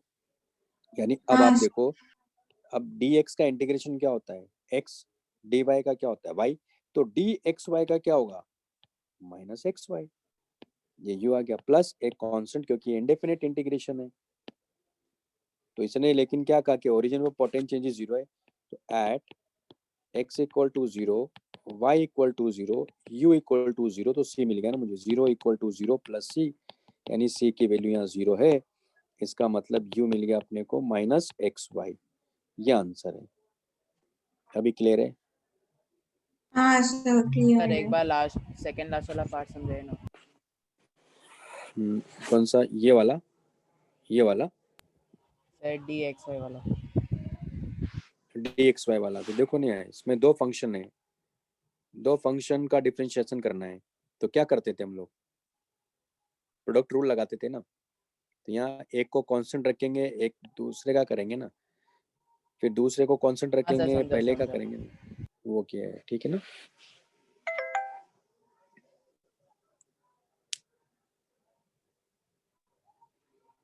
लिख लो इसको।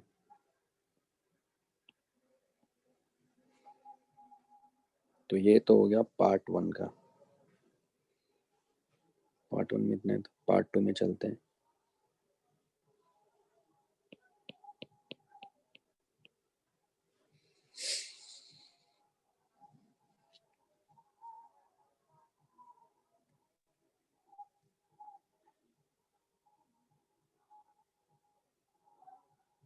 लिख लिया?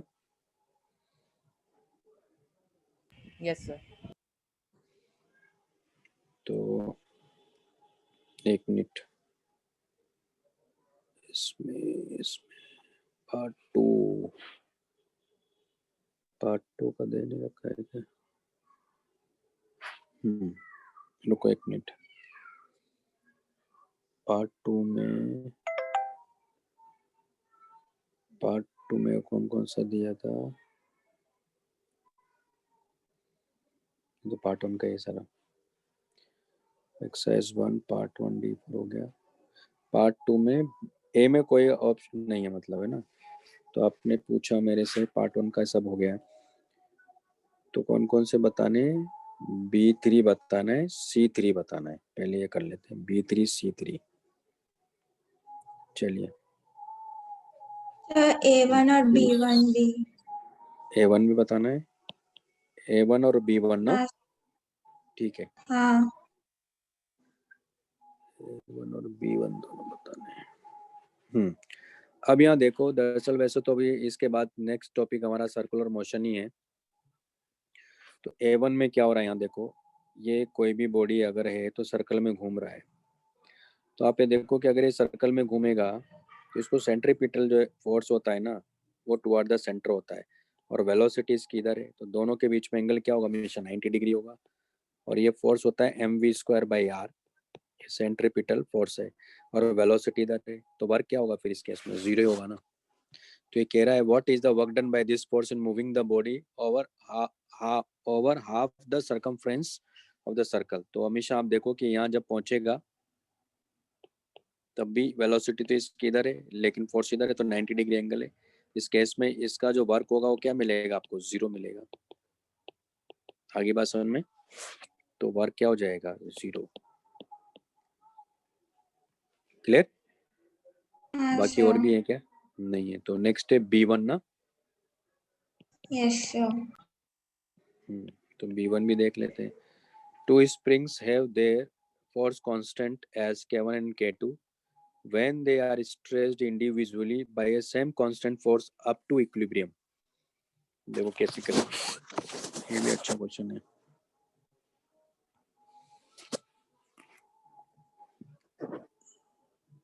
टू स्प्रिंग्स, तो देखो यहाँ ऐसा दिया हुआ है, ये स्प्रिंग है, अभी मान लो नेचुरल लेंथ पर है, और यहाँ से इसको एक्सटेंड किया। एक फोर्स हमने यहाँ से स्टार्ट किया, तो इसकी जो लेंथ है ये L0 जो कि कांस्टेंट है, मतलब ये इनिशियल लेंथ है। बाद में तो एफ फोर्स लगाएंगे तो चेंज हो जाएगा। इसको घसीट के यहाँ लेकर आए हम लोग। तो आप देख रहे हो कि ये स्प्रिंग कैसा हो जाएगा। तो ये कह रहा है इक्विलिब्रियम। इक्विलिब्रियम का मतलब क्या हुआ कि यहाँ नेट फोर्स इस पे 0 होना चाहिए, यानी इसमें एक्सटेंशन मान लिया हमने x1 का है। तो यहाँ इसको स्प्रिंग फोर्स कितना लग रहा है, इसका मतलब K1x1, यानी इक्विलिब्रियम की बात कर रहा है तो F इक्वल टू क्या होना चाहिए, K1x1 होना चाहिए। अब क्या कह रहा है, तो ये कह रहा है कि when they are stressed individually by the same constant force up to equilibrium, तो कह रहा है कि no work done by this force in case of both the spring। नहीं, वर्क तो होगा, ठीक है। दो अलग अलग, पहले मैं स्प्रिंग की K1 एक स्प्रिंग है केवल जिसका स्प्रिंग कांस्टेंट के उसकी बात कर रहा हूँ। फिर कह रहा है equal work is done by this force in case of both the springs, वो भी देख लेंगे। तो वर्क की बात कर रहा है, तो आप देख रहे हो कि यहाँ जो फोर्स है ये वेरिएबल फोर्स है, तो इस एफ ने कितना वर्क किया। तो आप चाहो तो ऐसे भी कर सकते हो, क्योंकि यहाँ से यानी ए पॉइंट से बी पॉइंट की तरफ लेकर गए हम लोग, यानी ए से बी लाए यहाँ, है ना। तो वर्क एनर्जी थ्योरम लगा दो आप। तो आप देख रहे हो कि ये पॉइंट जो है स्प्रिंग का है तो मासलेस पॉइंट है, तो इसकी काइनेटिक एनर्जी क्या होगी, हमेशा 0 होगी। तो हम लोग क्या करेंगे यहाँ, अप्लाइंग वर्क एनर्जी थ्योरम। तो work done by spring force plus work done by F force equal to change in kinetic energy, जो कि 0 ही है। तो स्प्रिंग फोर्स का वर्क कितना होगा, लेकिन -12 K1 x1 का whole square plus WF equal to 0। तो WF इक्वल टू कितना आ रहा है, हाफ K(x1) का होल स्क्वायर, और एक इक्वेशन ये है। तो क्या करेंगे, इसको K1 से ऊपर नीचे मल्टीप्लाई करेंगे तो ये हो जाएगा हमारे पास में स्क्वायर 2K1, यानी WF इक्वल टू आ गया F² / 2K1। इससे एक बात और पता चल रही है कि इसका मतलब WF' दूसरी स्प्रिंग का क्या मिलेगा आपको, F² / 2K2 मिलेगा। और एक चीज और इसने बोला, मान लेते हैं कि W1 वर्क है, W2 वर्क है, और एक पॉइंट और कंसीडर कर रहा है, ये K1 जो है K2 से ज्यादा है। इसका मतलब क्या हुआ, K1 ज्यादा होने का मतलब है कि W1 जो है ये लेस देन W2 है। इसका आंसर सी सही है। More work is done by this force in case of second spring. ये समझ में आया कॉन्सेप्ट?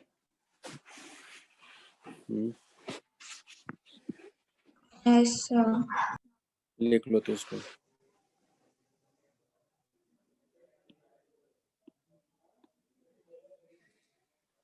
नेक्स्ट हमारे पास में कौन सा बताना था, B3 बताना है क्या? B3 बताना है।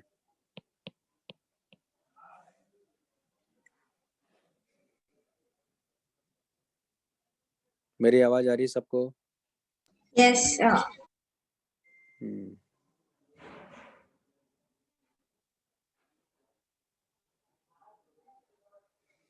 लिख लिया? हाँ सर, लिख दिया। नेक्स्ट हमारे पास में B3। अब B3 में क्या कह रहा है, ध्यान से समझिएगा कॉन्सेप्ट को। Work done by the frictional force on a surface. तो मान लो जैसे पेंसिल से मैं लिख रहा हूँ, मान लो ये पेंसिल से जब मैं लिख रहा हूँ तो इस पेंसिल पर फ्रिक्शन फोर्स किधर लग रहा होगा, पीछे की साइड में। मान लो मैं क्योंकि ऐसे मूव किया तो पेंसिल के निब पर फ्रिक्शन किधर लगेगा, पीछे लगेगा। लेकिन ग्राउंड सरफेस पे तो आगे लग रहा है, लेकिन क्या ग्राउंड सरफेस का पॉइंट मूव कर रहा है क्या? जिस समय इस पर काइनेटिक फ्रिक्शन लगेगा वो पॉइंट तो रेस्ट पर ही है। तो क्या बोला था मैंने, dr वेक्टर क्या होता है, displacement of the point of application of the force. जिस पॉइंट पर फोर्स अप्लाई हो रहा है उस पॉइंट का डिस्प्लेसमेंट हो रहा है क्या, नहीं हो रहा है। तो फिर वर्क क्या होगा, सरफेस पर फ्रिक्शन का जो वर्क है वो 0 होगा। ये बात समझ में आई? Yes sir. और कौन सा बताना है, C3 बताना है। C2 भी। C2 भी बताना है। Particle of mass m at rest is acted upon by force F for a time t. Its kinetic energy after an interval बताना है अपने को। ओके, तो देखो पार्टिकल की जगह मैं एक ब्लॉक ले लेता हूँ, ये आ रहा हूँ मैं भी, ठीक है। तो particle of mass m at rest is acted upon by force F। ये फोर्स F है और इनिशियली इसकी वेलोसिटी 0 है, ये t इक्वल टू 0 है। किसी टाइम t बाद particle of mass m at rest is acted upon bye a force F for a time t। तो कह रहा है कि kinetic energy after an interval बताओ। तो मान लो यहाँ कहीं पहुंच जाता है तो इसकी वेलोसिटी क्या हो जाएगी भी, इसका मास m है, तो आप देखो इसका एक्सेलरेशन क्या मिल रहा है अपने को, F इक्वल टू m है, A इक्वल टू हो गया F बाई m। तो अगर एक्सेलरेशन हमारे पास में कांस्टेंट है क्योंकि F फोर्स कांस्टेंट है, तो V equal to U plus AT, U 0 है तो F by m into T, ये V आ गया। तो काइनेटिक एनर्जी वहाँ कितनी हो गई इसकी, तो काइनेटिक एनर्जी हो जाएगा हाफ mv², यानी half m Ft by m का होल स्क्वायर। ठीक है, तो हमारे पास आ गया F² T² और नीचे मिलेगा 2m। क्यों, क्योंकि ऊपर m है नीचे m² है। तो ये काइनेटिक एनर्जी आना चाहिए। अभी समझ में आया? हाँ समझा।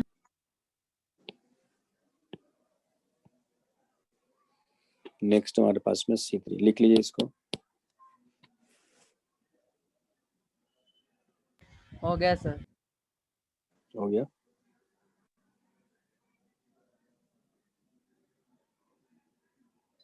इसका मतलब आपने लोगों ने आगे के क्वेश्चंस नहीं किए क्या इसके? सी के सारे क्वेश्चन हो गए C3 हाँ सर, के बाद सर सिर्फ सेक्शन F नहीं किया, और इक्विलिब्रियम वाले क्वेश्चन सर। हाँ वो करवाएंगे, पढ़ाएंगे तो वो करेंगे। C3, particle is projected horizontally from height h। देखो particle is projected horizontally from height h, यानी इसको हॉरिजॉन्टली हम लोग थ्रो कर रहे हैं। इसकी इनिशियल वेलोसिटी u है, ये वर्टिकल हाइट है, ये h है। Taking g to be constant everywhere, kinetic energy of the particle with respect to time is correctly shown in figure। तो आप ये देखो कि किसी टाइम t बाद ये यहाँ कहीं होगा, प्रोजेक्टाइल मोशन कर रहा है तो ये वेलोसिटी तो चेंज नहीं करेगा, लेकिन ये कंपोनेंट क्या हो जाएगा इसका, ये तो g इंटू टी हो जाएगा ना। तो यानी ये इसका वी वाई हो गया, क्योंकि ये हमारे पास में एक्स एक्सिस है, इसको मैं वाई एक्सिस ले लेता हूँ, तो ये हमारे पास में v x equal to v बना रहेगा। तो नेट वेलोसिटी इधर क्या मिल जाएगी अपने को, वी नेट तो मिलेगा v square plus g t का होली स्क्वायर का स्क्वायर रूट ना, क्योंकि ये होगा वी एक्स का होली स्क्वायर वी वाई का होली स्क्वायर का स्क्वायर रूट ना। तो काइनेटिक एनर्जी पूछ रहा है, तो काइनेटिक एनर्जी क्या लिखोगे आप यहाँ, हाफ एम वी नेट का होली स्क्वायर, यानी half M we square minus g square t square. अब आप यहाँ देखो, ये तो पैराबोला ही है एक तरह से, देखो क्योंकि ये टी स्क्वायर है, इधर क्या है एक तरह से ये तो काइनेटिक एनर्जी है, इसका पैराबोला है, तो इसका आंसर क्या होगा, देखो टाइम के साथ ये बढ़ता जा रहा है, टी इक्वल टू 0 पे इसके काइनेटिक एनर्जी दे रहे कि उसके बाद इंक्रीज करता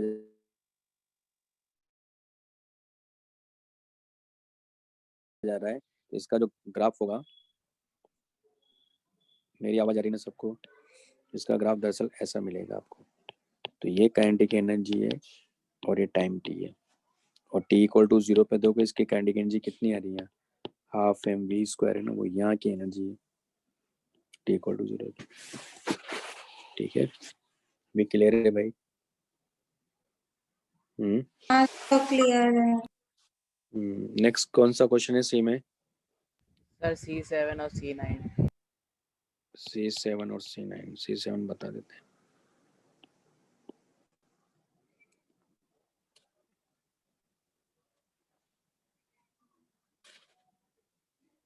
लिख लीजिए।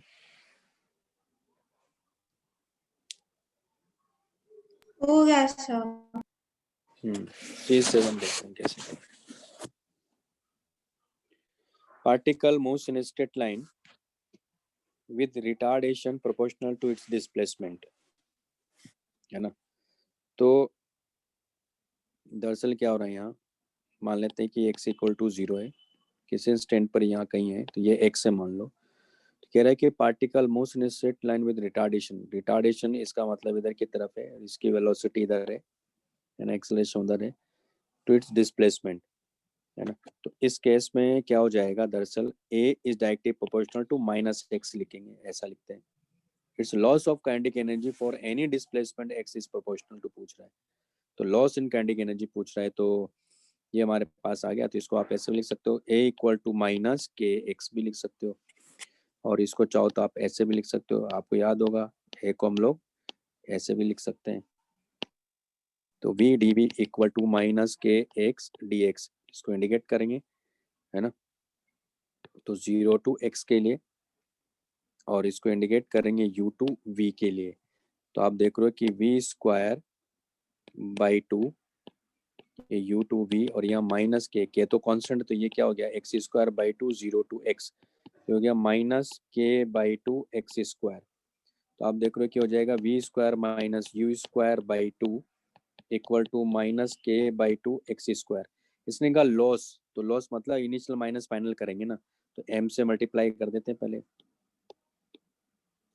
तो इसका मतलब माइनस बाहर लेंगे तो क्या मिलेगा आपको, ये half M you square minus half M we square equal to minus k m by 2 x square, यानी माइनस माइनस प्लस हो गया। तो ये जो लॉस है यहाँ काइनेटिक एनर्जी में क्या है, के एम बाई 2 एक्स स्क्वायर है, या directly proportional to x square है।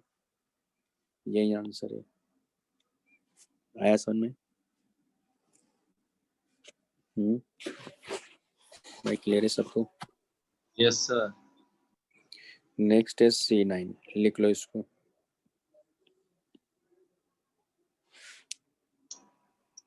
हो गया सर।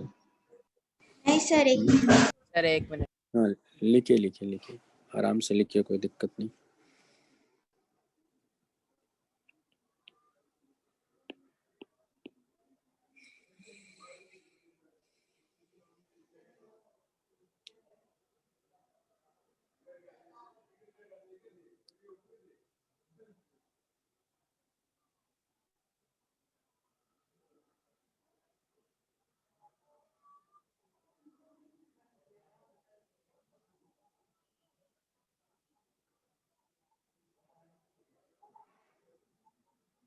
लिख लिया? Yes sir. ठीक है। C9, small mass m slides down on small mass slides down an inclined plane of inclination theta with the horizontal. The coefficient of friction is mu equal to mu naught x, यानी it is varying with the distance from the initial point. Okay.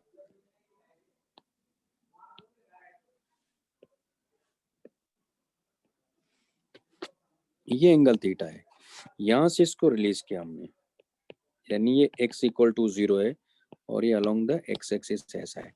किस instant पर जब यहाँ पहुंच रहा है तो distance मान लो x है, तो इसको फ्रिक्शन लग रहा है, तो डाउनवर्ड देखो क्या लग रहा है इसको, mg साइन थीटा। इधर क्या लग रहा है इसको, mg cos थीटा। ऊपर क्या लग रहा है इसको, नॉर्मल, और इधर म्यू n लग रहा है। तो क्या कह रहा है, the distance covered by the mass before it stop. So आप देखो जब इसको यहाँ से रिलीज किया तो इनिशियल वेलोसिटी 0 और फाइनली यहाँ कहीं जाके रुका, तो मान लो इसकी वेलोसिटी 0। ठीक है, तो पूछ रहा है कि डिस्टेंस बताना है, यानी ये एस बताना है अपनों कितना है, तो कर लें, कोई दिक्कत नहीं। इस इंस्टेंट के लिए मैंने मान लिया इसका एक्सेलरेशन इधर की तरफ ए है, तो क्या लिखोगे आप, m a equal to m g sine theta minus mu n लिखोगे ना, और एम ए इक्वल टू आप लिखोगे m g sine theta minus mu, mu को क्या लिखना है, म्यू नॉट एक्स लिखना है, और एन को क्या लिखोगे आप, एम जी कॉस थीटा लिखोगे। तो एम से तो एम कैंसिल आउट हो गया है ना, तो अब ए को क्या लिखोगे आप, एम से तो एम कैंसिल आउट हो गया, ए को लिख दो आप v d v by d x equal to g sine theta minus mu not g cos theta into x लिखोगे, डी एक्स को इधर ले आओ, तो v d v equal to g sine theta into d x minus mu not g cos theta x into d x. इसको indicate करेंगे 0 to 0 ना, इसको इंडिकेट करेंगे 0 to s ना, इसको इंडिकेट करेंगे 0 to s ना, तो 0 ही हो गया। ये हो गया हमारे पास में g साइन थीटा, तो कांस्टेंट है तो इसका क्या मिलेगा आपको, s minus mu not g cos theta, ये कांस्टेंट है, ये क्या मिला, एक्स स्क्वायर बाई 2, यानी एस स्क्वायर बाई 2। एक s से तो एक s कैंसिल आउट हो गया और g भी कैंसिल आउट हो जाएगा, तो आप देख रहे हो कि s इक्वल टू अपने को मिल जाएगा साइन थीटा बाई, यानी 2 sine theta by mu naught cos theta, या 2 tan theta by mu naught. ये आंसर आना चाहिए। बात समझ में आ गई? Yes sir. लिख लो इसको।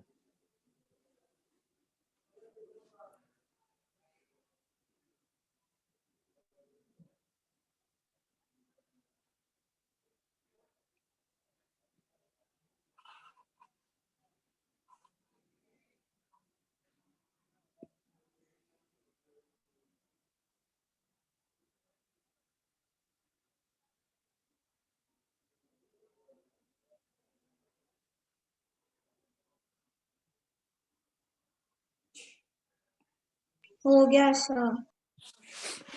हो गया ना? नेक्स्ट कौन सा बताना है इसमें से, सी में से? सर C10 और C10 और C30। C30। C10।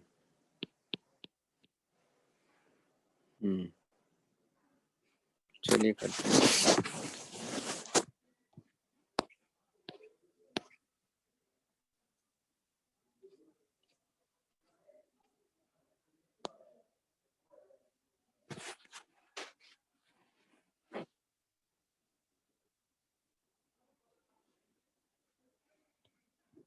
C10 में क्या कह रहा है? A toy car of mass 5 kg starts from rest। तो ये टॉय कार है, इस ट्रैक पे जा रहा है ना। तो ये हमारे पास में ये टॉय कार है, ये x = 0 है और ये यहाँ तक आ रहा है, यानी ये x = 11 मीटर है।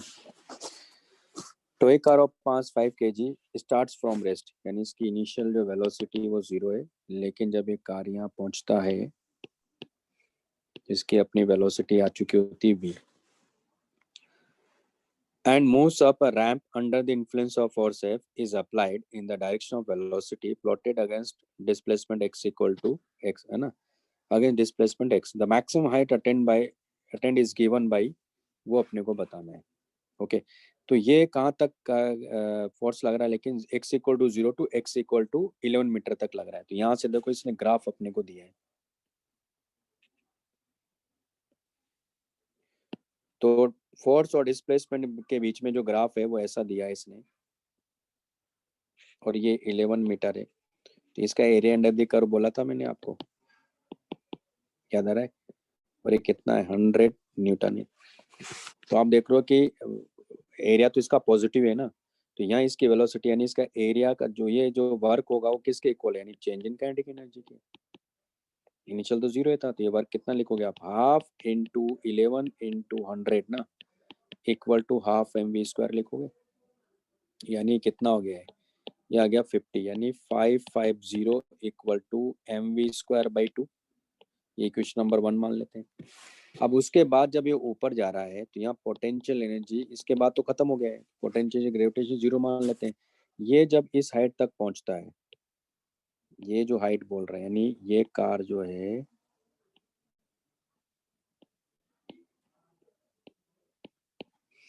तो यहाँ इसकी वेलोसिटी क्या हो जा रही? 0, और ये y मैक्स है। तो यहाँ से यहाँ क्या करेंगे? इस पॉइंट के ये पॉइंट और ये पॉइंट बी, मैं मैकेनिकल एनर्जी कंजर्व करवा दूं। तो law of conservation of mechanical energy between A and B. तो आप देखो ए और बी के बीच में, तो potential energy at A plus kinetic energy at A equal to potential energy at B plus kinetic energy at B. Potential energy यहाँ तो 0 ही है ए पर, तो रेफरेंस लाइन ये है, और काइनेटिक एनर्जी कितना हमारे पास में? तो हाफ mv² है equal to final potential energy mgy max plus kinetic energy तो 0 ही है, तो mv² कितना है? तो 55 है ना 550, और ये हो गया mgy मैक्स।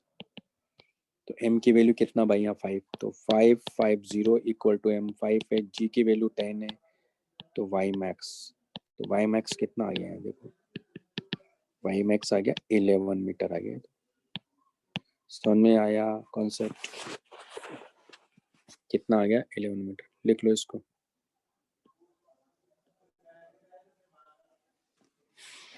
नेक्स्ट हमारे पास में 13 ना, हो गया सर। एक मिनट अच्छा लिख सर। लिया है।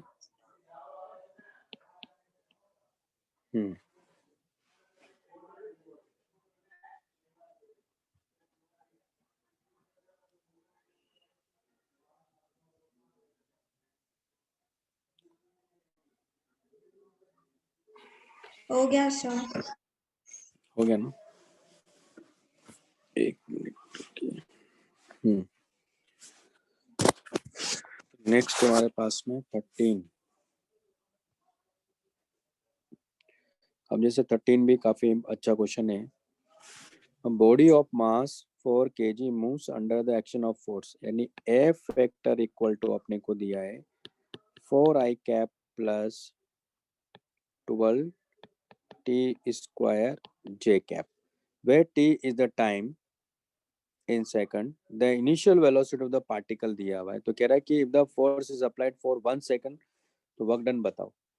अब इसमें आप देख रहे हो कि इसमें डी टी स्क्वायर दिया और उधर से वो दिया है और इनिशियल वेलोसिटी दिया हुआ है ना। तो इनिशियल वेलोसिटी कितना, यानी v इनिशियल दिया है, v इनिशियल दिया है 2i cap plus j cap plus 2k cap metre पर सेकंड, और फोर्स टाइम के साथ वेरी कर रहा है। हमें क्या बताना है, हमें बताना if the force is applied for 1 second, work done बताना है कि इसने कितना वर्क किया, है ना। और इनिशियल वेलोसिटी दिया है, और तो कोई इंफॉर्मेशन है नहीं, है ना, केवल टाइम अपने को दिया हुआ है। तो वैसे भी ओलंपियाड में आया हुआ क्वेश्चन है, तो उतना तो इस इजी तो नहीं होगा, है ना। तो अब क्या करना है इसमें, ये टूल है हमारे पास। जब वर्क की बात करते हैं तो डी डब्ल्यू इक्वल टू क्या होता है, F vector dot D R vector होता है ना।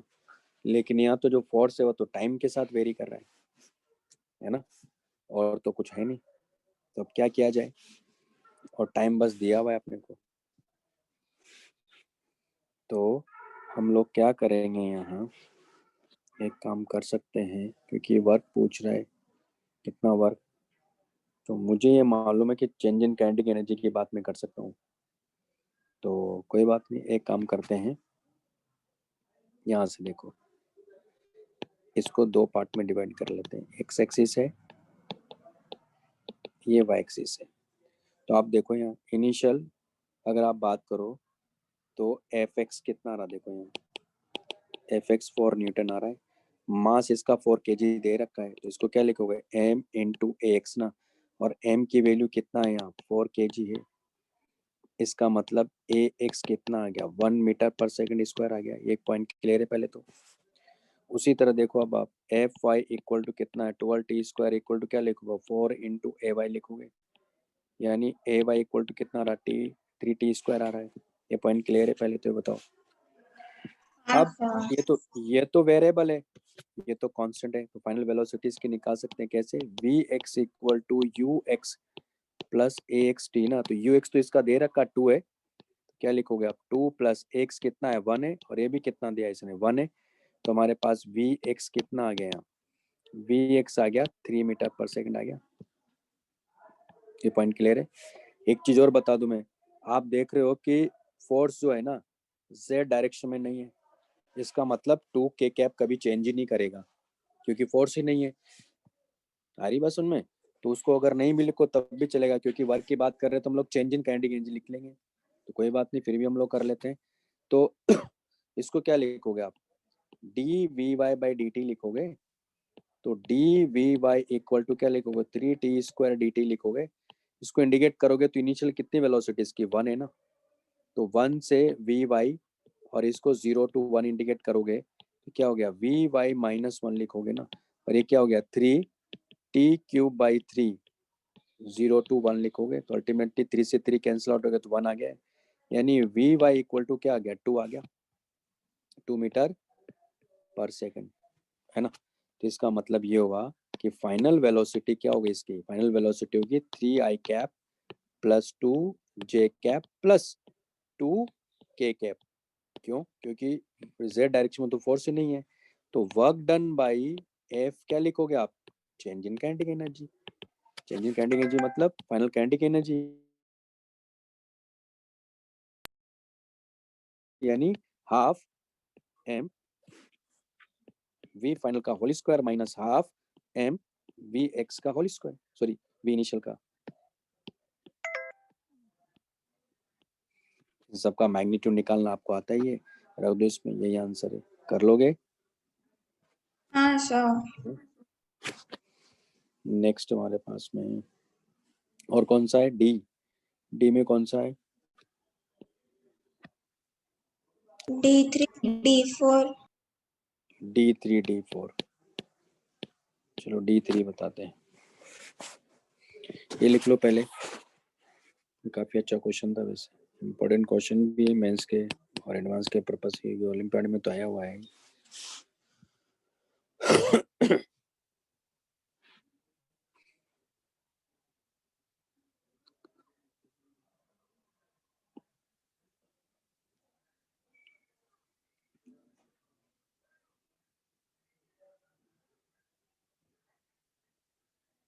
हो गया लिख के। है ना?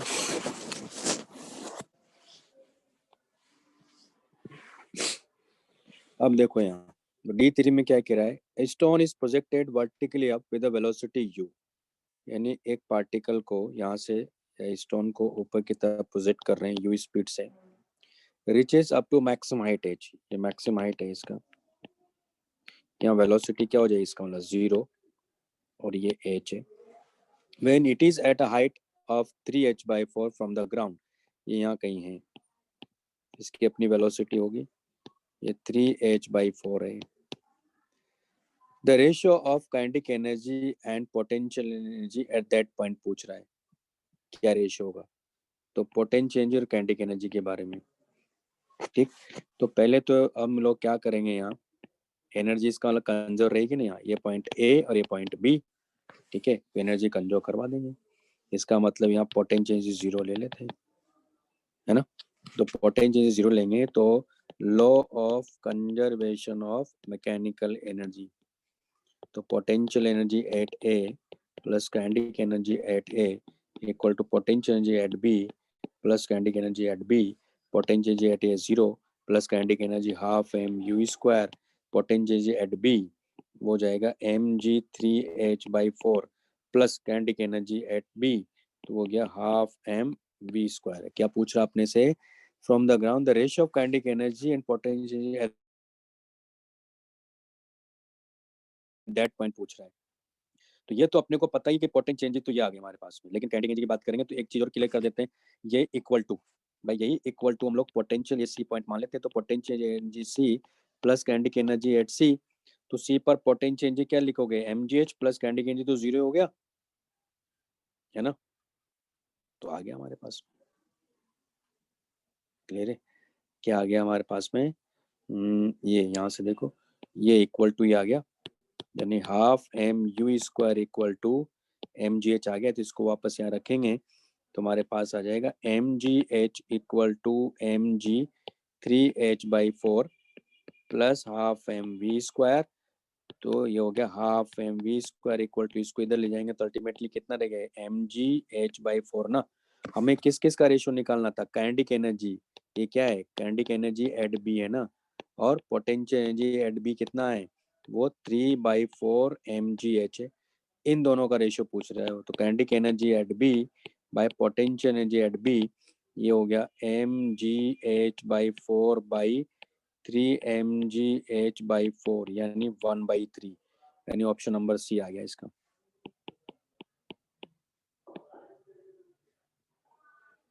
भाई बात समझ में आ गई, हाँ ये सर। लिख लो, ये लिख लो तो आप पहले, और कौन सा बताना है इसमें, D4 भी बताना है,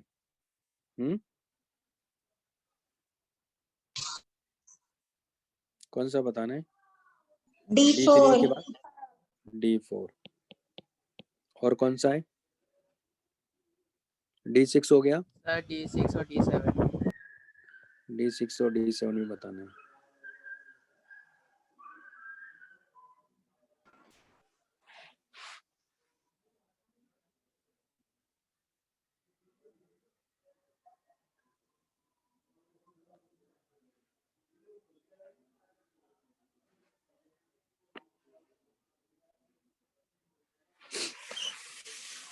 ये लिख लिया सबने, हाँ सर।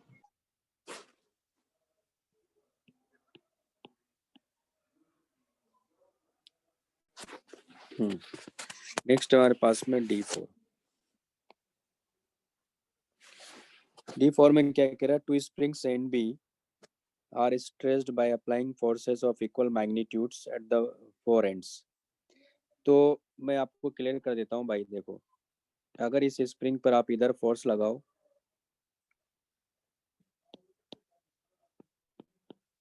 तो जितना फोर्स आपने इधर लगाया ना उतना ही फोर्स यहाँ भी लगेगा, हरी बात समझ में। अगर आप इसका फ्री बॉडी डायग्राम बनाओ तो जितना फोर्स इसको इधर लगेगा उतना ही फोर्स इसको इधर लगता है, तो आप फिक्स करो या दोनों एंड पर, मतलब जो ये बोल रहा है ना वो मतलब एक ही है, इस पर फोर्स इधर F लगाओ और इस पर फोर्स F लगाओ, ये पहले वाला केस ही है, आई बात समझ में? इसका स्प्रिंग कांस्टेंट के है और दूसरे वाले केस में स्प्रिंग कांस्टेंट के भी है। इधर फोर्स इसको एफ लग रहा है, इधर फोर्स इसको एफ लग रहा है।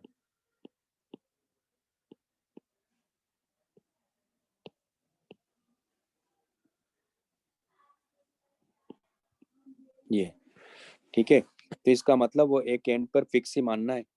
आगे बात सुन में, ऐसा क्वेश्चन हम लोग एनएलएम में भी कर चुके थे। तो क्या कह रहा क्वेश्चन में,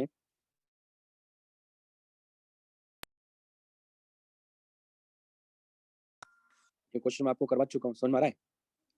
ऊपर करवाया था ना कोर्स, K1 K2 वाला याद आ रहा है हाँ सर। पार्ट 1 में?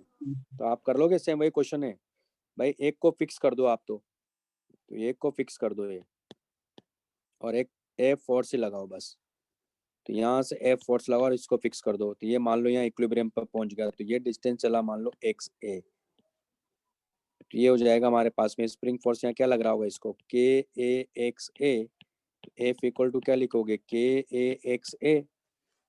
बात समझ में आई? ठीक है ना?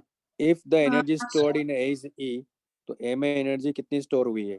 तो एक तो रिलेशन ये आएगा, तो हमने ये भी तो देखा था कि एनर्जी जो स्टोर होगी वो हाफ के ए एक्स ए का होल स्क्वायर होगा ना। तो ये इक्वल टू ई कह रहा है पहले वाले के लिए। तो एक काम यहाँ कर सकते हैं ना हम लोग, के ए एक्स ए का होल स्क्वायर बाई 2k है ना, यानी क्या हो गया, एफ स्क्वायर बाई 2k आ गया। तो दूसरे वाले के लिए पूछ रहा, तो ई डैश इक्वल टू क्या हो जाएगा, F square by 2k B ना, डिवाइड कर लो। ये क्वेश्चन नंबर 1 है, ये क्वेश्चन नंबर 2 है, और के बी का रिलेशन भी दिया हुआ है यहाँ, कर लोगे? हाँ सर कर लेंगे। नेक्स्ट का आपने D6 लिख लो। तो इसको तो वही ऊपर करवा दे चुका था, कुछ नया था नहीं इसमें। ठीक है, लिखने की जरूरत है इसको। नहीं सर। D6 में एनर्जी कंजर्वेशन लगाना है, तो देखो कैसे लगाएंगे।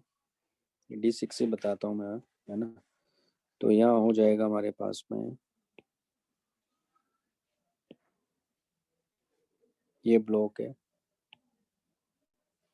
ये स्प्रिंग है, तो ये एम है, ये K1 है, ये K2 है। ठीक है, The block of mass m is attached to two unstressed springs of spring constant K1 K2 is shown in the figure. The block is displaced towards right through a distance x, यानी इस block को हम लोग घसीट के यहाँ ले आए एक तरह से।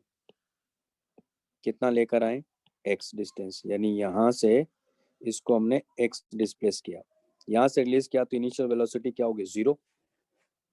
Find the speed of the block as it passes through the mean position. तो ये मीन पोजीशन यहाँ है इसका, x इक्वल टू 0 पर इसका मेन पोजीशन या इक्विलिब्रियम पॉइंट है, क्योंकि यहाँ नेट फोर्स 0 था। तो एनर्जी कंजर्व करवाएंगे, तो आप देखो दोनों, अगर इसको x इधर लेकर आए हम लोग, इसका मतलब इस स्प्रिंग में एक्सटेंशन कितने का हुआ, x का, और इसमें कंप्रेशन कितने का हुआ, यानी S1 में और इसमें S2 का। तो इसमें S2 में x का कंप्रेशन है, S1 में x का एक्सटेंशन है। क्लियर? तो law of conservation of mechanical energy apply कर दें, क्योंकि दोनों स्प्रिंग है। तो इनिशियली एनर्जी कितनी दोनों की, K1 x का होल स्क्वायर, दूसरे का भी K2 x का होल स्क्वायर। मैंने आपको पहले कहा था कि एक्सटेंशन हो या कंप्रेशन हो, दोनों केस में पोटेंशियल एनर्जी स्प्रिंग की पॉजिटिव लेना है, प्लस काइनेटिक एनर्जी तो 0 ही है, तो इनिशियली यहाँ का लिख लिया। फाइनली जब नेचुरल लेंथ पर दोनों स्प्रिंग पहुंच जाएगी तो फोर्स 0 है, तो स्प्रिंग की दोनों की potential energy 0 plus kinetic energy क्या हो जाएगी, हाफ एम वी स्क्वायर। जब ये ब्लॉक वापस यहाँ पहुंचेगा तो इसकी वेलोसिटी v होगी। तो आ गया, तो K1 plus K2 x square by 2 equal to half M we square. तो ये इससे कैंसिल आउट हो गया, तो v इक्वल टू आ गया हमारे पास में K1 plus K2 by m का स्क्वायर रूट इंटू एक्स। ये आंसर होगा। मेरे ख्याल से बात समझ में आ गई होगी। नहीं आए तो मैं बता दूंगा वापस से। सर एक और बार मतलब समझाना, मैं डिस्कनेक्ट हो गया हाँ, था। इसमें क्या हो रहा है देखो, अभी मैं वापस से समझाता हूँ। देखो ऐसा था सिचुएशन, ये ब्लॉक यहाँ था, ठीक है, तो अभी ये दोनों स्प्रिंग अपने नेचुरल लेंथ पर है। ये मीन पोजीशन इसको भी कहेंगे, क्यों? क्योंकि इस ब्लॉक पर नेट फोर्स 0 है। तो ये K2 है। अब इसको हमने डिस्प्लेस करके यहाँ ले गए। कहाँ? यहाँ। तो इसमें आप देखो कि कितना बोल रहा है वो, x डिस्प्लेस करके ले गए कि इसको। तो इसमें इसका मतलब x का एक्सटेंशन हुआ ना K1 में, और K2 में क्या हुआ? x का कंप्रेशन हुआ। तो अगर यहाँ लोको में अप्लाई कर रहा हूँ, तो जब इसको रिलीज करते तो ये भी बात हुई थी कि स्प्रिंग फोर्स इमीडिएटली वेलोसिटी नहीं लाता है। ये वैसा ही जैसा mg, हम किसी पार्टिकल को रिलीज करते हैं तो वेलोसिटी क्या होती है उसकी? इनिशियल 0 होती है। वैसा ही स्प्रिंग फोर्स है, क्योंकि नॉन इम्पल्सिव फोर्स होते हैं दोनों, तो इमीडिएटली वेलोसिटी नहीं है, तो इनिशियल वेलोसिटी हमेशा क्या होगी? 0 होगी। जैसे रिलीज करेंगे इसको ऐसे फोर्स लगेगा, क्योंकि ये जो K2 वाली स्प्रिंग है वो इसको ऐसे फोर्स लगा रही है, और K1 वाली भी उधर ही लगा रही है। जब मेन पोजीशन पर वापस पहुंचेगा जिसमें वेलोसिटी क्या होगी? v आ चुकी होगी। तो हमें यहाँ और यहाँ के बीच में मैंने लोको में अप्लाई कर दिया। तो इनिशियली दोनों की पोटेंशियल एनर्जी प्लस इसकी काइनेटिक एनर्जी तो 0 ही है, इक्वल टू जब नेचुरल लेंथ पे पहुंचेगी तो स्प्रिंग की, दोनों स्प्रिंग की potential energy 0 plus kinetic energy. यानी इसका मतलब सारी की सारी पोटेंशियल एनर्जी किस में कन्वर्ट हो गई? काइनेटिक एनर्जी में कन्वर्ट हो गई है। तभी तो लोको में अप्लाई किया हमने। क्लियर है? हाँ लिख लो, आज इतना ही करेंगे, ठीक है? बाकी का नेक्स्ट क्लास में करवाता हूँ मैं, और जो एक छोटा सा कॉन्सेप्ट पढ़ा है बचा है उसको पहले करेंगे, इसके बाद ये टॉपिक हो जाएगा हमारा। अब आप इसका एक्सरसाइज 3 भी कर लो, एक्सरसाइज 3 कर लो और एक्सरसाइज 2 भी कर लो। पहले 3 करके 2 करेंगे पहले, लेकिन इसका पार्ट 1 पार्ट 2 पार्ट 3 तीनों जो भी बचा हुआ है, एक्सरसाइज 1 कंप्लीट करके पार्ट एक्सरसाइज 3 फिर एक्सरसाइज 2 का पार्ट 1 करना है। लिख लिया आप लोगों ने? हाँ सर, लिख लिया। चलो फिर आज इतना ही। Bye sir. Bye okay, sir. Bye bye bye bye bye bye.